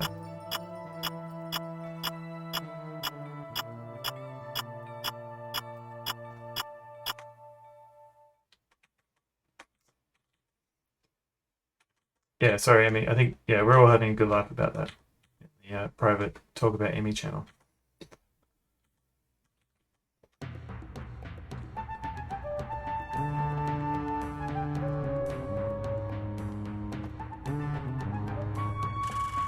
Alright, so this guy looks like a miser, so maybe we should dig this guy's grave.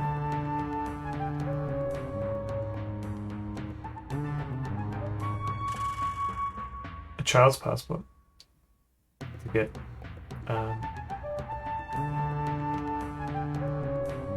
that's true, yeah, Emmy is a child, but we don't hold that against her.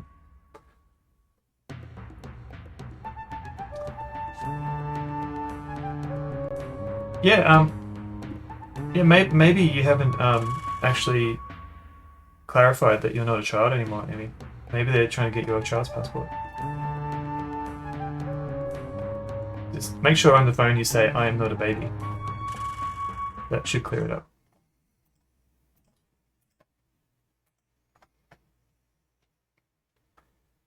Yeah, the zombies are kind of a pain. So you can actually, there is a way to not get the scarab. So if you do everything but get that scarab, and then nightfall, and then you wait real time for the night to fall, you can get to these screens without scarab, and you can you have to be very careful to avoid them. But yeah, you can still do a lot of the game without getting the scarab. But later on, you'll need it to get past a mummy.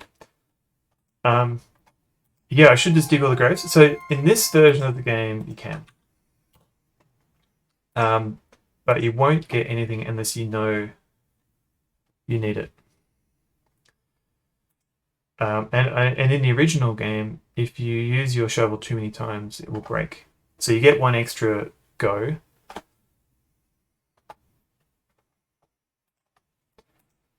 But yeah, you can't just dig up all the graves willy-nilly, unfortunately. For night after you need extra proof. I think because this is a retro stream, there aren't that many people born after 1985. So yeah, this is all new information for everyone. Yeah, the shovel limit is a bit of a pain.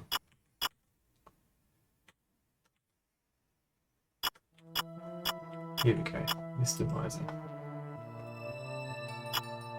Not close enough. Oh my god.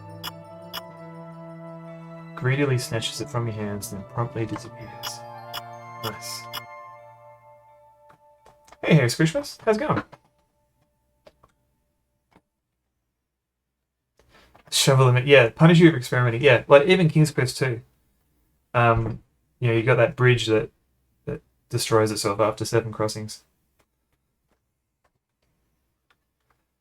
Less than 1% people born after 95. Yeah, that's true. Yeah. You're digging up graves. Yeah, essentially, yeah, this game goes into weird places.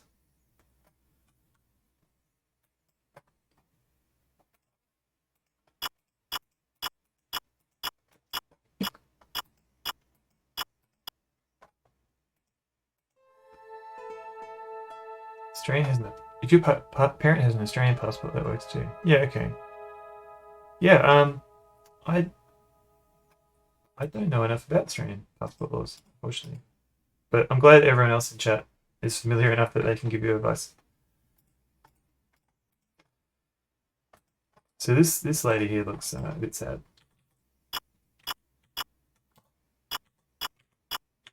So we'll see if we can cheer her up by digging up her grave.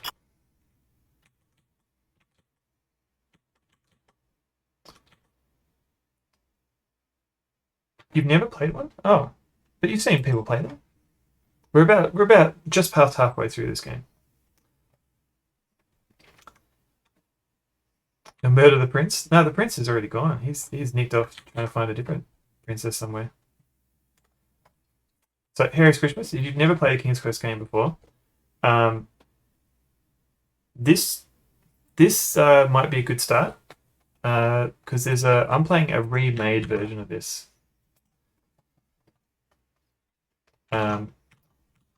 Which has got rid of all the soft locks. So it's King's Quest 4 Retold. So someone, the dev has taken the original DOS graphics, taken MT32 MIDI music and mega digitized sound and put it all into one package for people to try King's Quest 4. And there's an optional no soft lock mode, so you can actually explore the whole game without getting stuck. Yeah, but yeah, there might be some points where you might need to walk through. But this is a good start. 6 is also pretty good, but it also has some weird bugs. I really like King's Quest 3, but some people hate it for some of the puzzles in that. And yet you're right, David. Like, oh yeah, you're right. The AGT remakes as well. I haven't played those ones.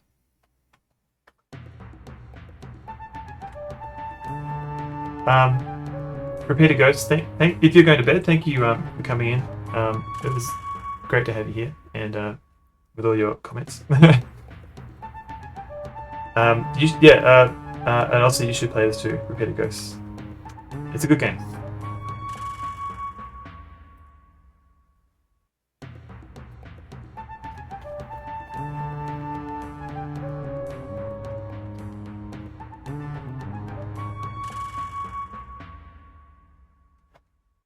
Oh yeah, okay.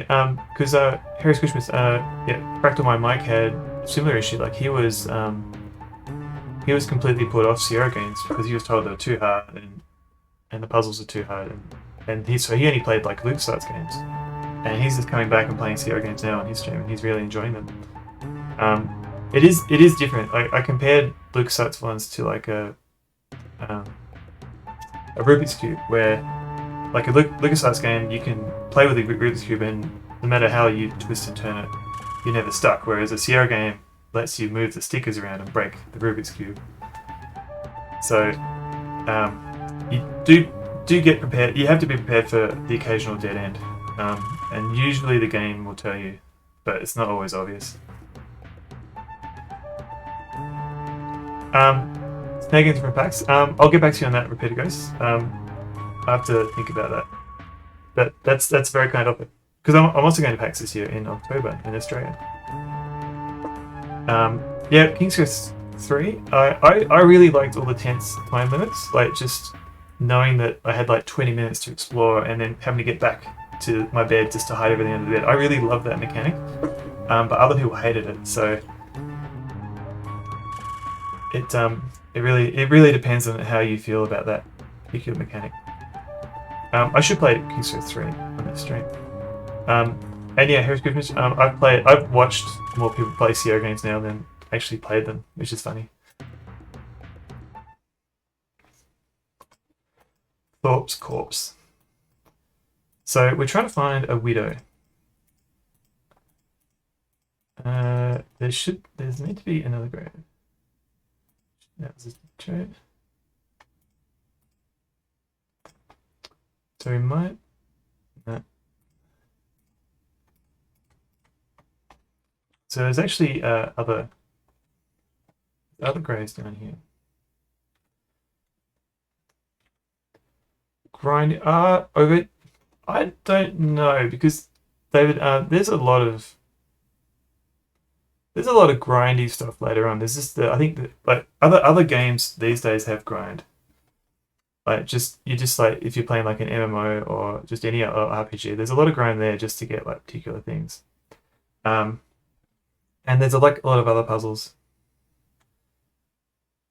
In non-adventure games that require I guess it requires like community solving, it's not quite a walkthrough, but it just requires like a lot of people to get together to solve puzzles. I think there's still an appetite there. But I guess the game itself also has to be fair. So maybe less dead ends or make it obvious that there's a dead end.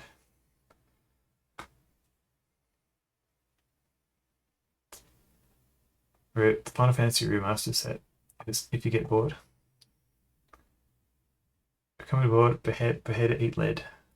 Happiness is a warm manatee. Sorry, I was trying to keep up with chat. I may have missed some things.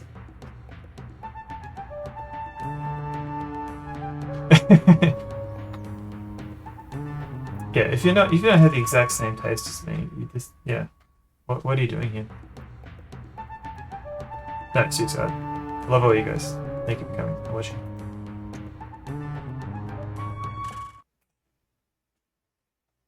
Alright, so this is a grave of somebody who feels very upset. Yeah, Sierra's the worst. But yeah, David, like I think nowadays a lot of adventure games, if there is death, like usually there's no death at all, but if there is death, it usually lets you rewind. Like I think nowadays it's pretty much accepted that puzzles should rely on you having to save and restore to solve a puzzle. I think it was this one. I wasn't paying attention. That's all right. Oh, it's Dentist Brown. Oh, this lady. Okay, whoops. 12-minute stream. Do you mean like a 12-minute speedrun?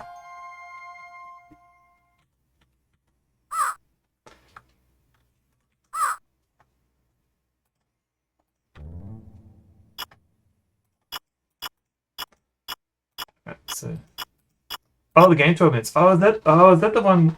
I think that's the recent one, isn't it? And I think I read the plot for that, and it sounded awful. Is that the one where you rewind time, or I think you have a different one? It had like some big name voice actors in it. I'm sorry if there are any 12-minute fans. I haven't actually played it, so.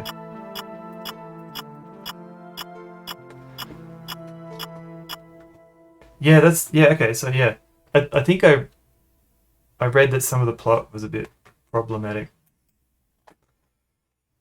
I mean, but it is awesome that they're getting like sort of that sort of tier of actor to voice some characters.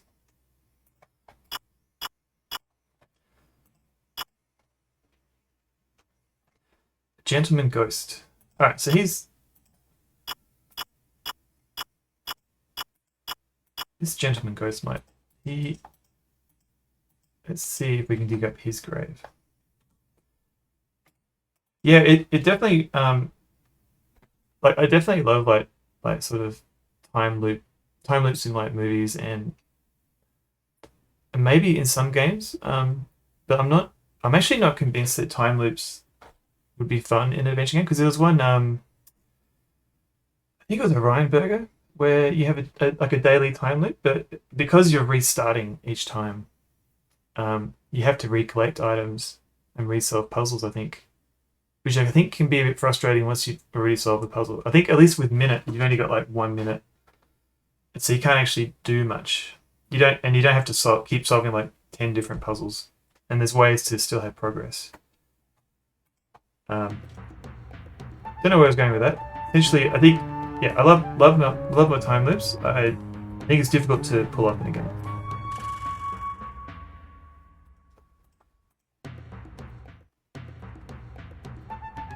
So we're trying to find a gravestone of somebody who was at war.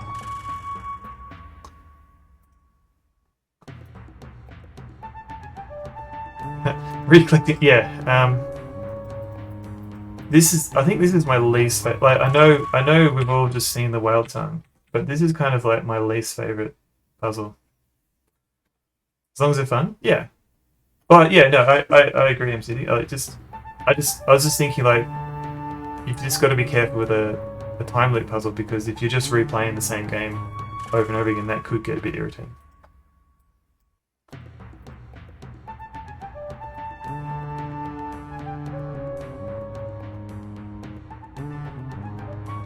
So this is the little kid's grave that we haven't actually seen yet, but we know he's coming.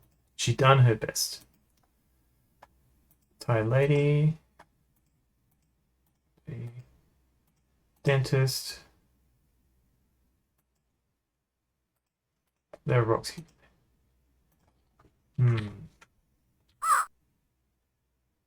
Yeah, so I'm not a fan of this particular King's Quest floor puzzle because it is just searching for a tombstone.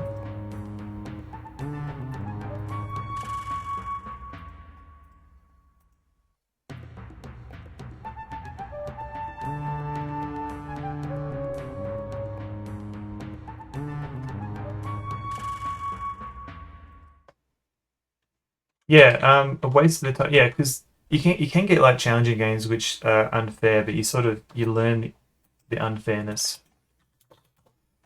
and that can be fun trying to overcome that. I'm just gonna dig a whole bunch of graves if I can. Aha, I've got a medal. So what grave's that? Oh, Valiant Soldier. Okay, I think because I dug the hole before, I assumed I'd already done that one. Okay, so yeah, you're definitely playing games to have fun. You've only got a short time on this earth. You don't want to feel like you're just wasting your time.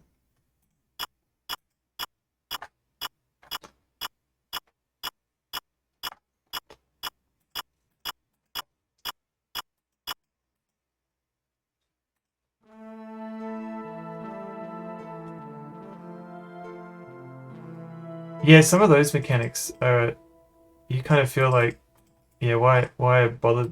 Like, I understand like why kind of Pokemon does it, because you've got like all these millions of people playing Pokemon, and there's a trading aspect involved. So you only want like 5% of those millions of people playing to get that Pokemon, so they can trade with other people. But yeah, if you're just one person who wants to get the Pokemon without having to trade with other ones, it can get a bit frustrating.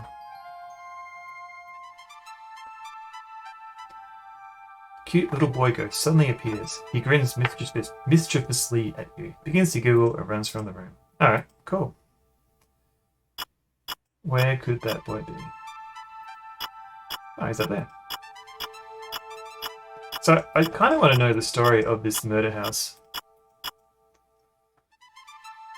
because it's full of ghosts. I don't know if everyone here is related or not. Like, was it like a gas leak and everyone died at once? Alright, so this boy wants a toy.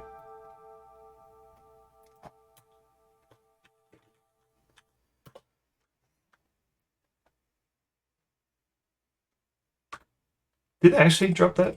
I thought that was the whole point. Catch them all. Why the murder house? Oh, a lot of these older houses don't have a bathroom. They've got a lake. They've got a stream just down the road.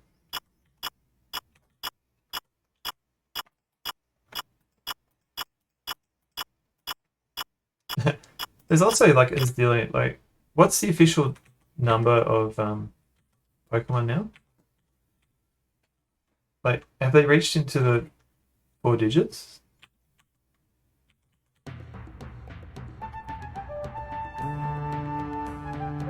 Over 1,000.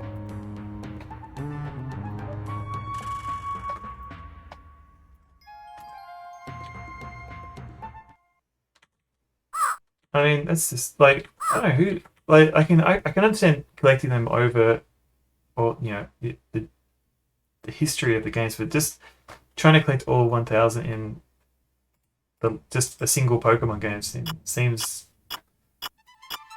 I mean, maybe there are completionists that want to do that, but it seems a bit tedious. And yeah, 908. Okay, so we've still got a little way to go.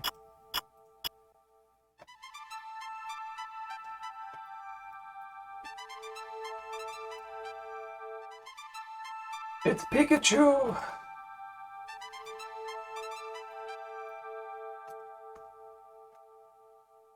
How many Pokéraps have? Yeah, I don't care about the number of Pokemon. How many Pokéraps are there? Pokérap? Oh, all right. Don't do that. Do I have a favorite Pokemon? Okay. So the only Pokemon I've played is I think it was Red or Blue.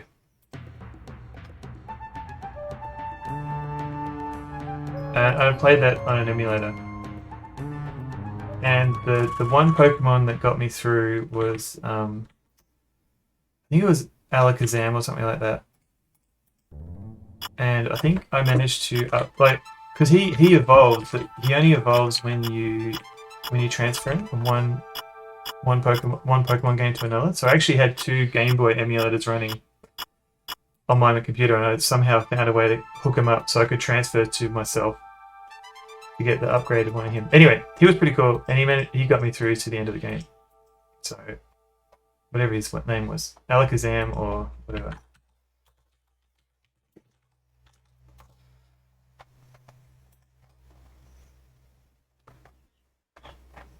I think it was him. I can't. Yeah,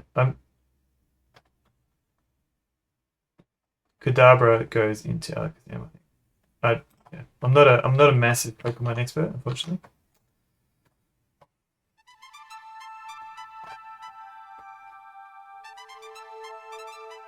Psychic powers, exactly.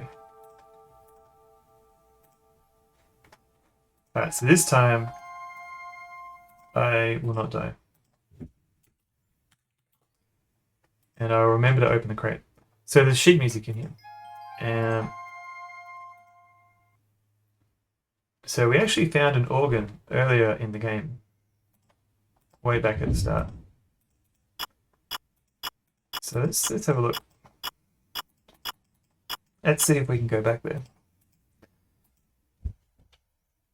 So remember, we're trying to find Pandora's box, and we still haven't actually seen it anyway. We've got no idea where it is. So we're just going on yet another like Shaggy Dog puzzle. Oh, there's my dogs.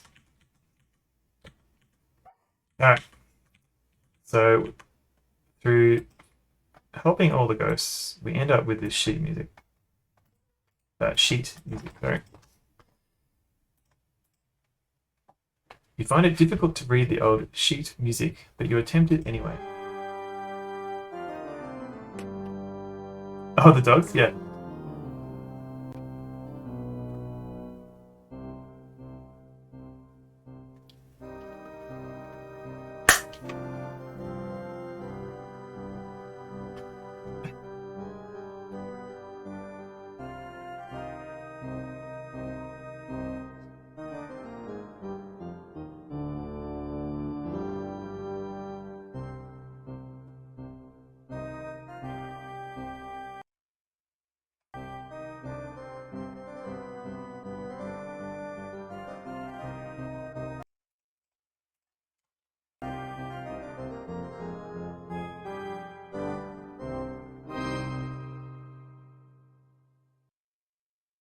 What's this? A small drawer has opened in the organ. Interesting. Adrift on the Sea. Maybe we could mod the game and add it in later. When did Rosella learn to play? She's a multi-instrumentalist. Skeleton key in the drawer. Like, she's played a lute, she's played a flute, she's played an organ, she can swim, she can cook, clean.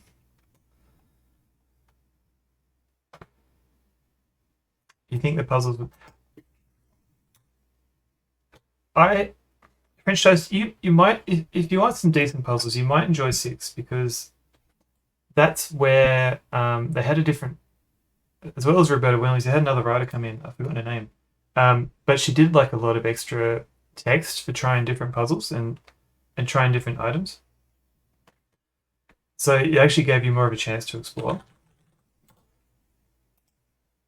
And the puzzles are mostly fair. Oh. Like 6 doesn't have any stupid stairs like this.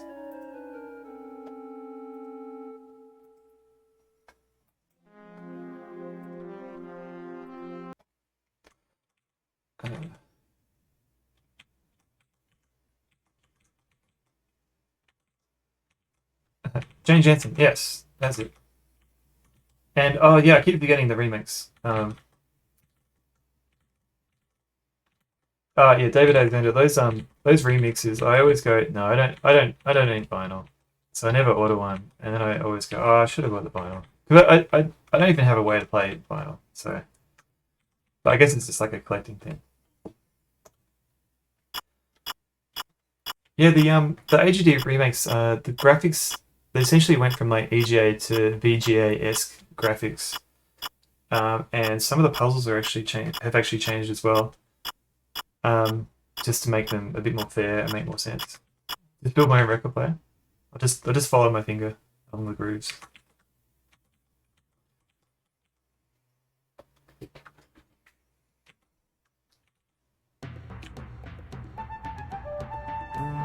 Right, so just gonna have to put up with these zombies. So it turns out the skeleton key is for the crypt door.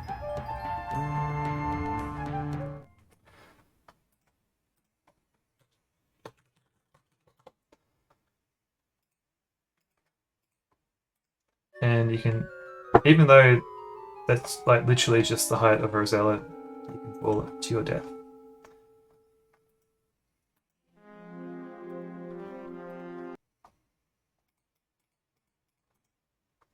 But handily, there's a rope ladder here, so we can grab this. Yeah, nobody asked.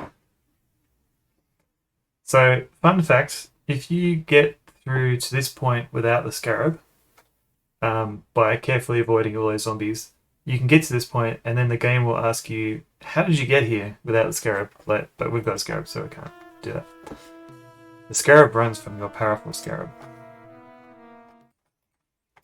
But yeah, the game will literally say, how did you get to this point without the scarab? So, of course, we need to open Pandora's box. Oh, no worries. Thank you for coming in, MZ. I hope your pH in the soil is okay. What's in the box? Okay, but you'll be sorry. That was very foolish, Rosella. Now look what you've done. You've loosed the terrible demons. So in the original, there were sort of flying little demon spirits that were flying in the air, but doesn't seem to be happening in this one. And in the AGI version of King's Quest IV, there's a separate screen where she opens the box.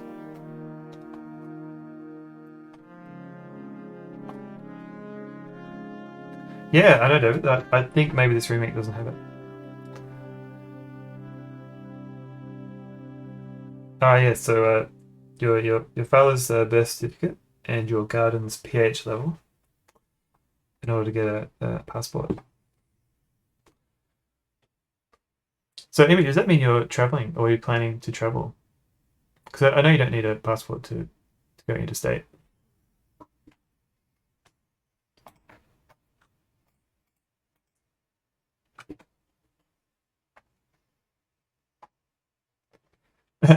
Yeah, as long as you've got a waxed piece of coal, you can get your passport that way.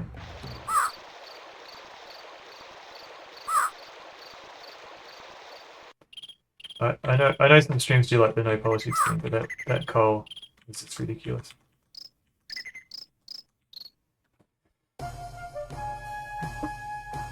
Oh, that'd be cool. An Emmy Bennett's stream.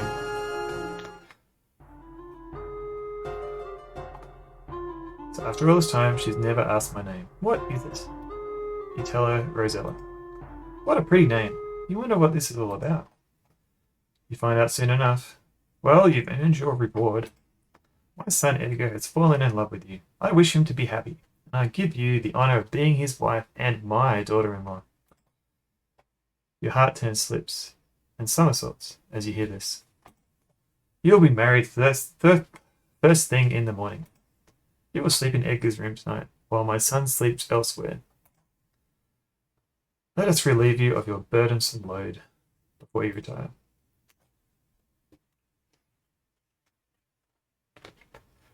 That explains, Amy, why you're learning Italian. Not just for fun.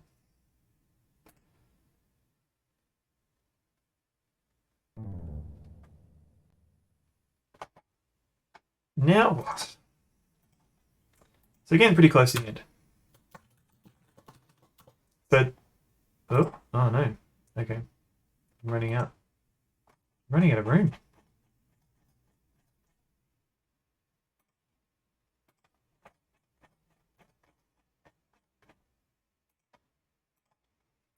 Alright, let's go. Now, so this is very similar to the when you're in the cell earlier in the game. Like, you can't do anything.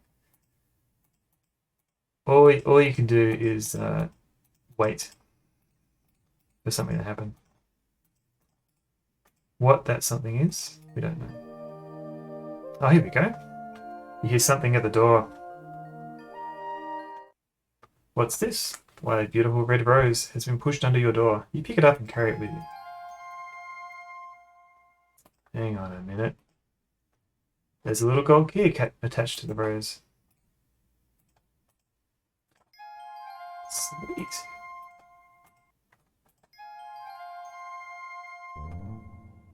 Alright, so if anyone is familiar with StairQuest,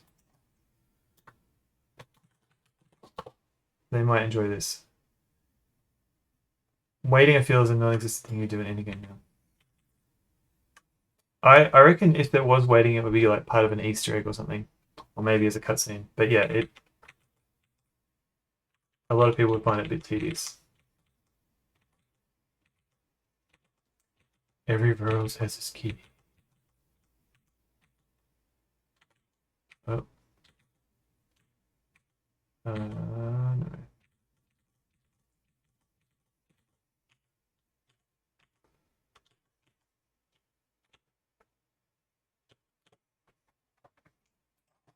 So it is possible to be captured. Okay. Let's just, I'm just going to say, please install handrails.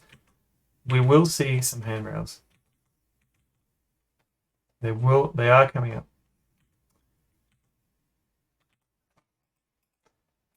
So this is the kitchen, and if we explore the kitchen, we'll find all our possessions. I do like those sound effects. Alright, I've got everything. Every single one of these items will be useful later.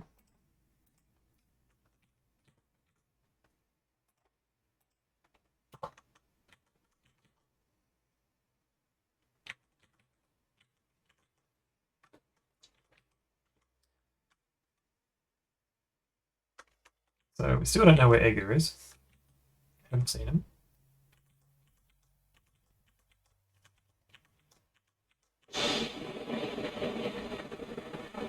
Nope.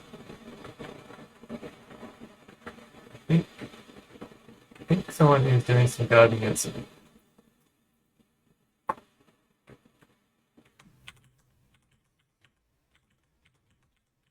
Alright, we're very close to the end. So, which is why I decided to kill myself. Let's try that again.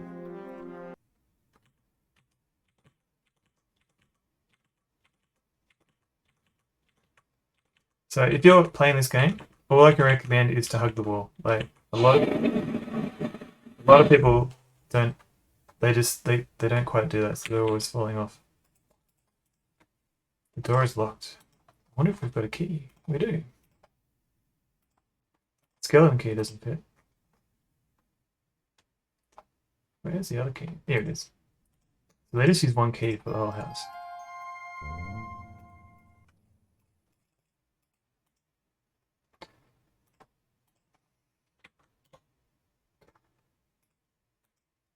So, the evil fairy sleeps soundly in her bed. She wears Genesis' magic talisman around her neck, and you see it gleaming upon her chest. As she sleeps, she makes very strange clicking sounds.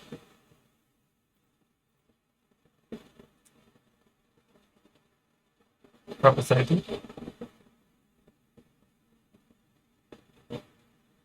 Yeah, well, for Sierra, they preferred. They just it just seems like every King's Quest game had like a horrible stair puzzle. Just to kill people. Hang on, I'm just say anything.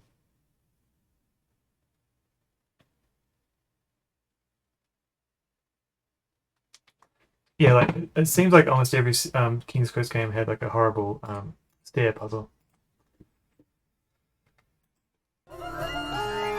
So you can't just grab the locket because the lot will wake up. Stairquest stream. I have seen so many Stairquest streams, but I don't know if I actually want to play it. It seems so stressful. Like I'll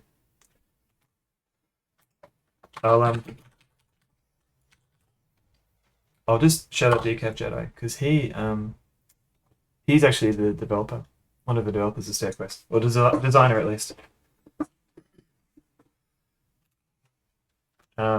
But Stairquest is essentially an adventure game that is full of stairs, and you have to traverse them. That's the game.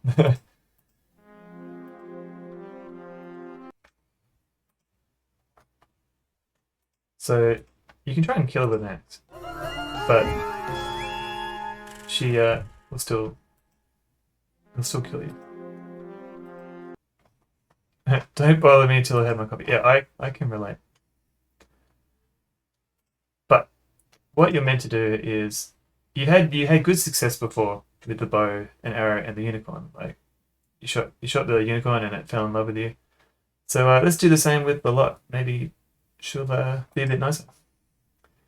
You aim the golden arrow towards the lot. You let go of the bowstring. A zing, a direct hit.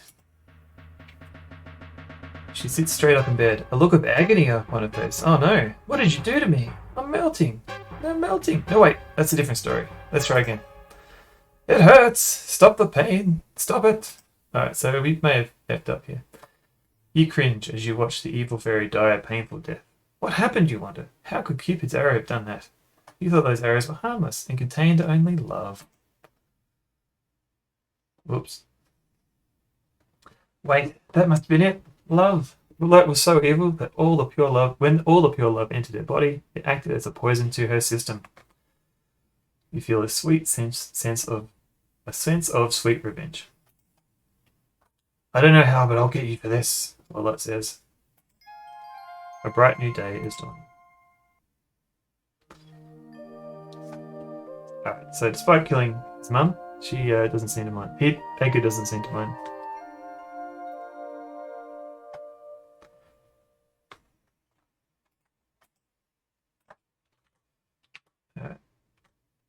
Love potions, love it. Creepy out. I know, right? That's. I think. I think a lot of games that not the games. I think a lot of stories have moved on from that, but.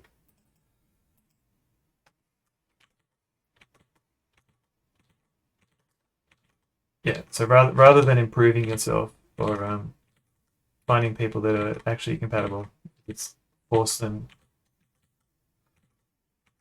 via love potion.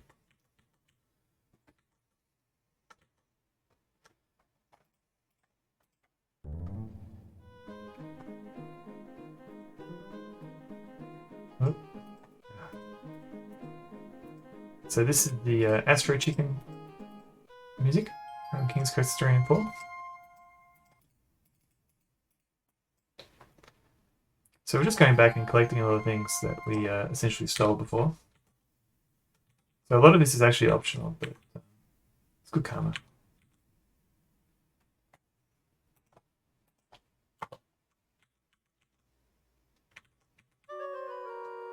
Not good enough karma apparently.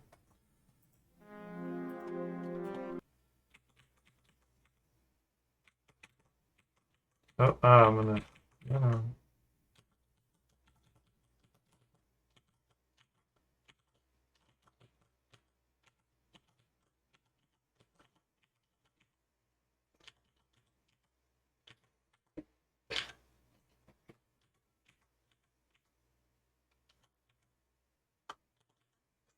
So here's the last one, the unicorn.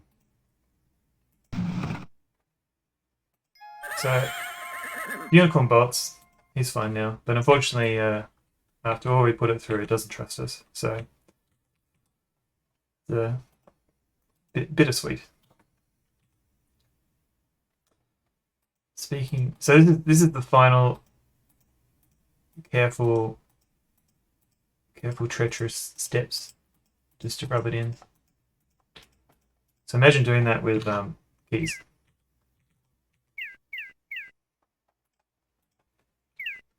And yes, yay, unicorn. Did I die? Did that kill me? Oh, god. Yeah, why can't we just get those guys? That was... I don't know. Alright, phew. Ordered safe to the rescue.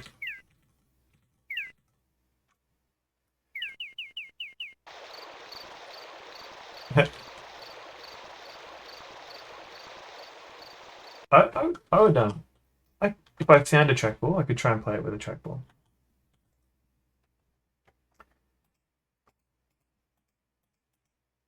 So in the early Sierra games, the AGI ones on the PC at least didn't have mouse controls, but on like say the Amiga, it did have a mouse, but didn't have any pathfinding, so you would just walk in a single direction where you click.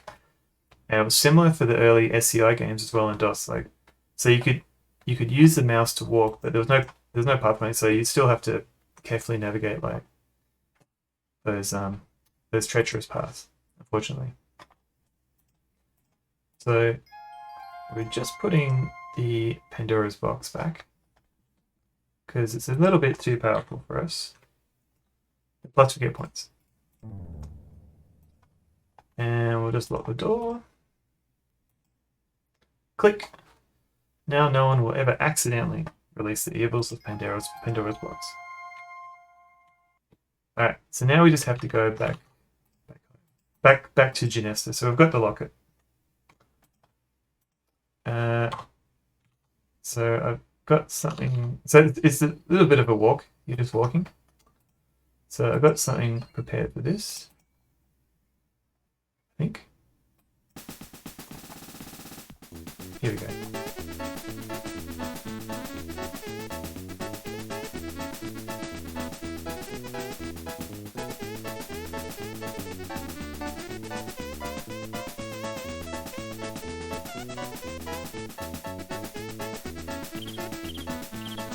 Just a lot of walking. There's nothing else to do.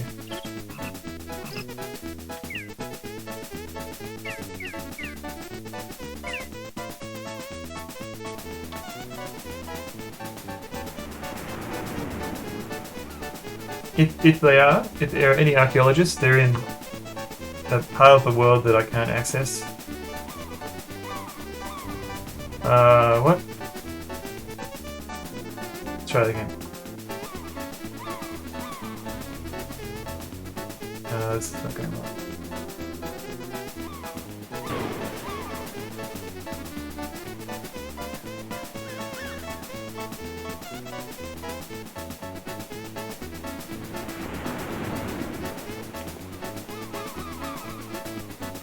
So if I go from the pier, there's one less screen of swimming, which might help.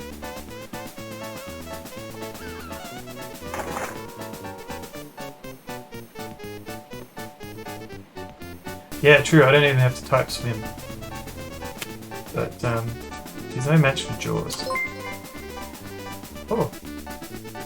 Kitty Trouble Games, thank you very much for the follow. I hope you enjoy King's Quest 4. And Yakiti-san. Alright. Apparently the final boss of this game is the shark.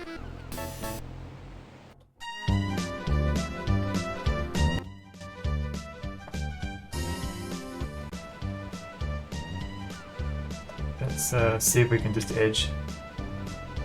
Yeah, I know Rizzo. Oh, yeah, okay.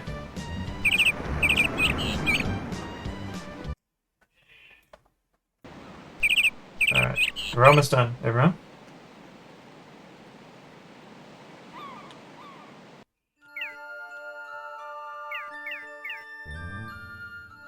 The Yaki side? Yeah. I should have, I can appreciate that. So,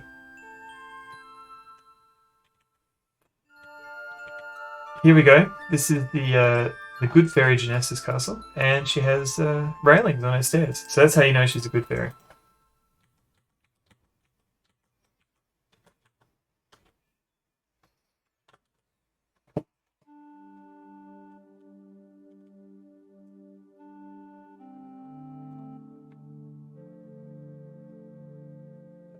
So where's this amulet that we're meant to give her? Why did I get it? Oh no. Do you know what I've done? I forgot to get the amulet.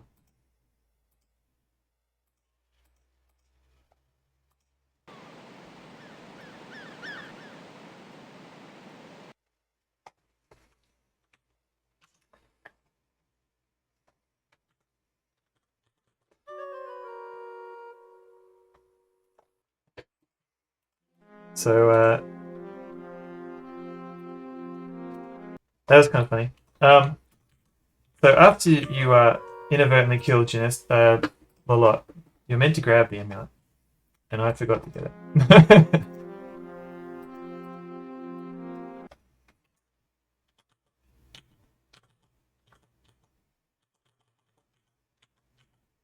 So, I think, yeah.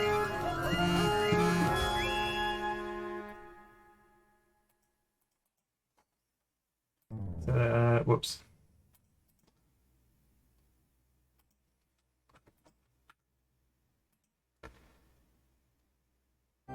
Replay. So this is what happens if you don't manage to escape and kill the lot. You get married, and you die of embarrassment. I now pronounce you man and wife. Edgar, you may kiss the bride.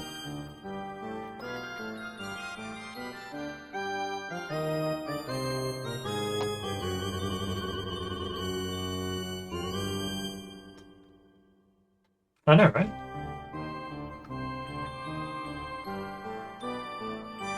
She's so this is one ending.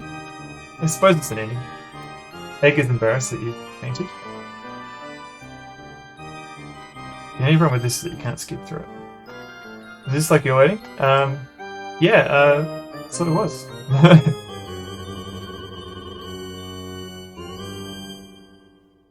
Not to mention having a lot for a mother-in-law. Good luck. You're going to need it. Alright. Let's try this stairs again.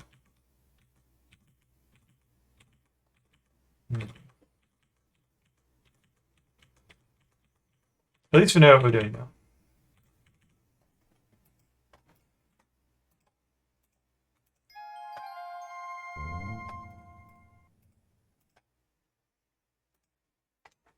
And we'll kill a lot. Alright, so inadvertently killed her again.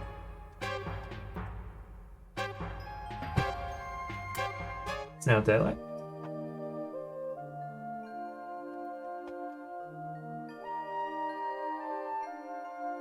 So this is what I forgot to do last time.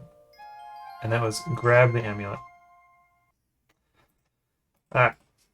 So now I can save again.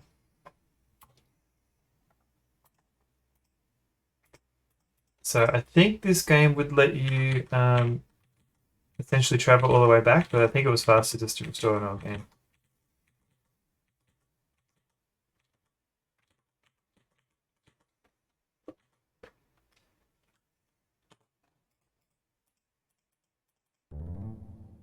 And oh.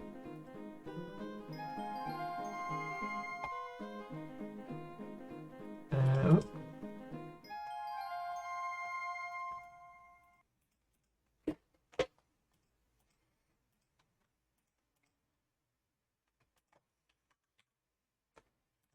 Save again.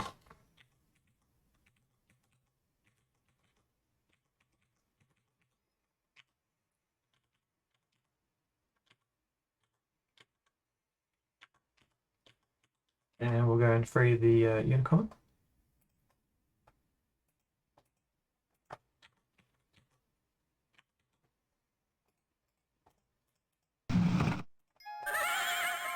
See you, buddy. And we'll just save again because of the treacherous path. Right. Well, thank you everyone for sticking through that. I'm sorry you had to watch me die.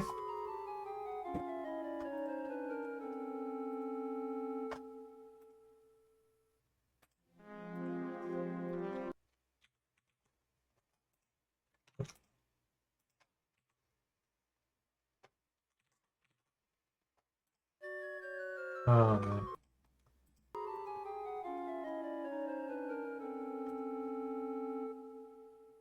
Almost there.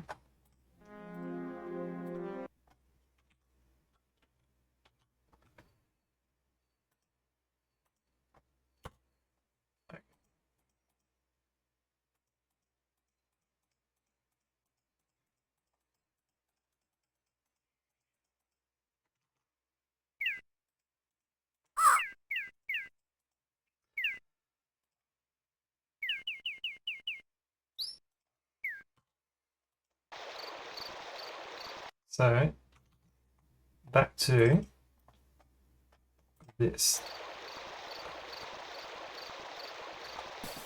No, it's up. Good night, French toast. Thank you very much for coming in, and I appreciate the look. And yeah, 1 AM. It's only 3 PM here. Clean up the dead rose elephant belt. Yeah, there's a few of them. They'd be everywhere.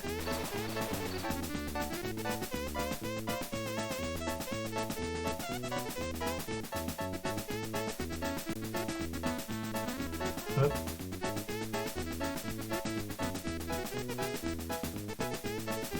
Oop. Wrong one.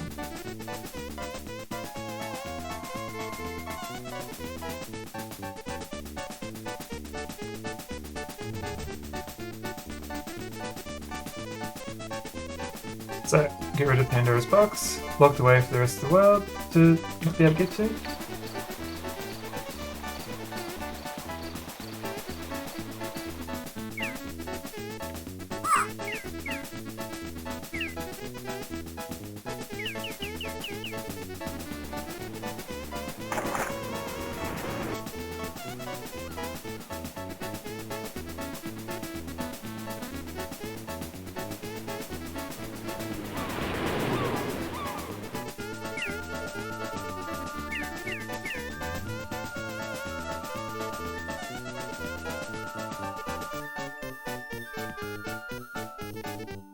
Ah.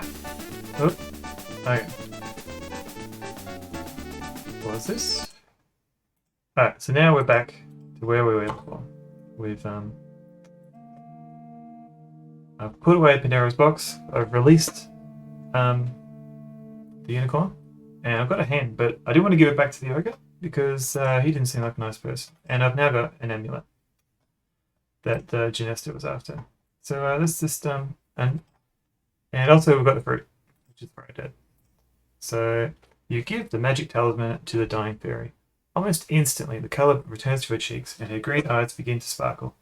She sits up in bed, stretches, and smiles at you. Hooray! Oh, look at that face. She looks happy.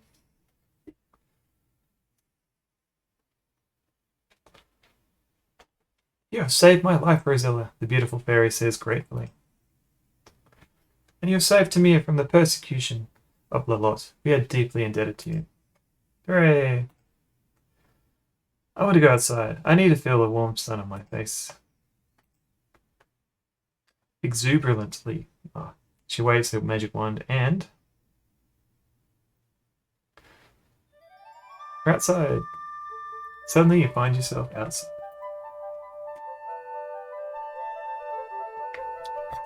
My little hen. Wherever did you find her? She has a window.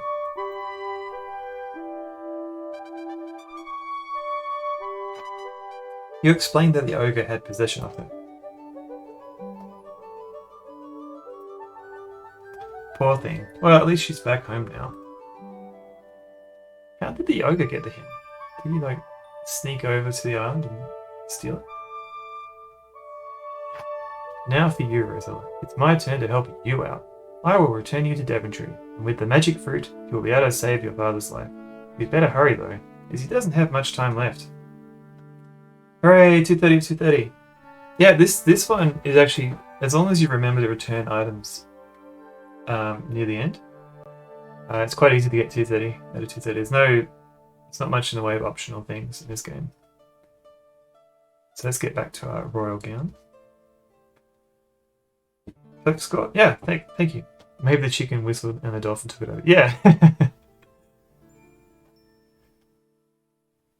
Yes, maybe. With a twinkle in her eye, Genesta announces, there was someone else deserving of a reward for his kindness and heroism. Who could that be?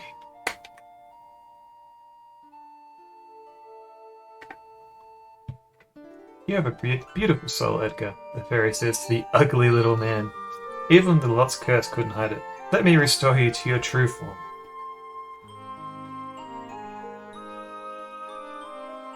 You?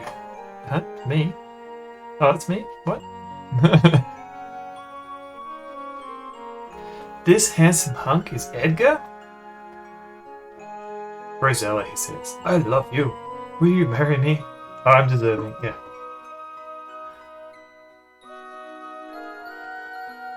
So, just known her for barely a day. Almost got married anyway. You think about it some more, then... I'm sorry, Edgar. You're very sweet, but I must immediately return home. Also, I've barely had any... This is like the longest conversation we've ever had. Perhaps we'll meet again, you say. Well, Rosella, Genesta announces, it's time for you to go. Your father desperately needs you. Alright. I'm on my way then. Goodbye. We'll never forget you. Aw.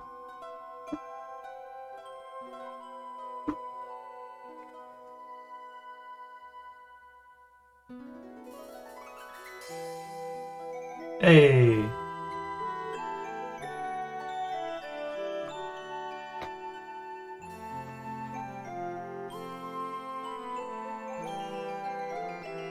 Just slide on in.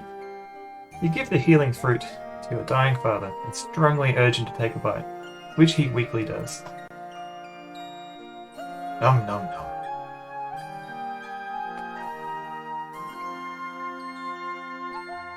What? What? Hey!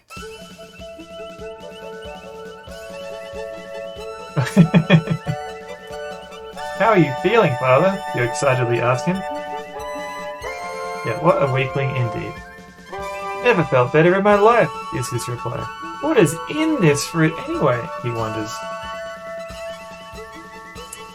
It's magic, father, and you tell your excited family of your adventure into Mir. I don't think you're through with this hat yet, you say. Your brother Alexander and your mother Queen Valenice readily agree. You got too much life ahead of you. Vitamin C has scurvy. Exactly. Too many, just living off crackers. Too many crackers. You have a perfect score. Congratulations. Yeah, kitty sacks is in that fruit. Well, do you want to quit? Yes, I do. If you but eat an orange. Or a door hinge. Well, that was fun. That was King's Quest 4. Once again, that was a sort of essentially a remastered version of King's Quest 4 called King's Quest 4 Retold. And hey, cool! I'm glad you enjoyed it. Yeah, I really like more people to try out this remastered version because it's got the original EGA graphics, it's got MT32 music, and it's got digitized sound from the Amiga version, as well as the mouse controls, which is a bit controversial because I don't mind the passive, but some people might not like it. But yeah, thank you everybody for sticking around and watching. This time I'm going to remember to raid someone because I forgot. So let's have a look. I was thinking about raiding Cobra Commander because she is awesome. But I just want to quickly check if there's anyone else. Oh, there's a few people, but we'll go Cobra for now. So if you don't know Cobra, she and her partner Neon, is that gonna work? They play a lot of retro games. So Neon does a lot more arcade games. And Cobra does like kind of a mixture of RPG and adventure games. But they're both a lovely couple, and I recommend that you check them out. So I'm just gonna see if I can do the raid. All right. So I guess that was a quick raid, but yeah, it's thank you everyone for coming. And please check out. Oh, here we go. Yeah. Oh no, here we go. Phew, it looked like I was going to raid immediately, but seriously, thank you everyone for watching, and I hope you check out King's Quest 4 because it's one of my favorite King's Quest games, and the remastered is, I think, it's very well done. So I think people sometimes do like raid messages and things. I don't know. Just if you go in there and you want to just maybe just say hello. But yeah, Cobra's really cool, and give her a follow if you're not already following her. Yeah, I don't know what you do while you're waiting for raids. Do you just Oh, thanks, Dr. Nimbles. Hello, what a raid message. It's a start. Raid messages are good.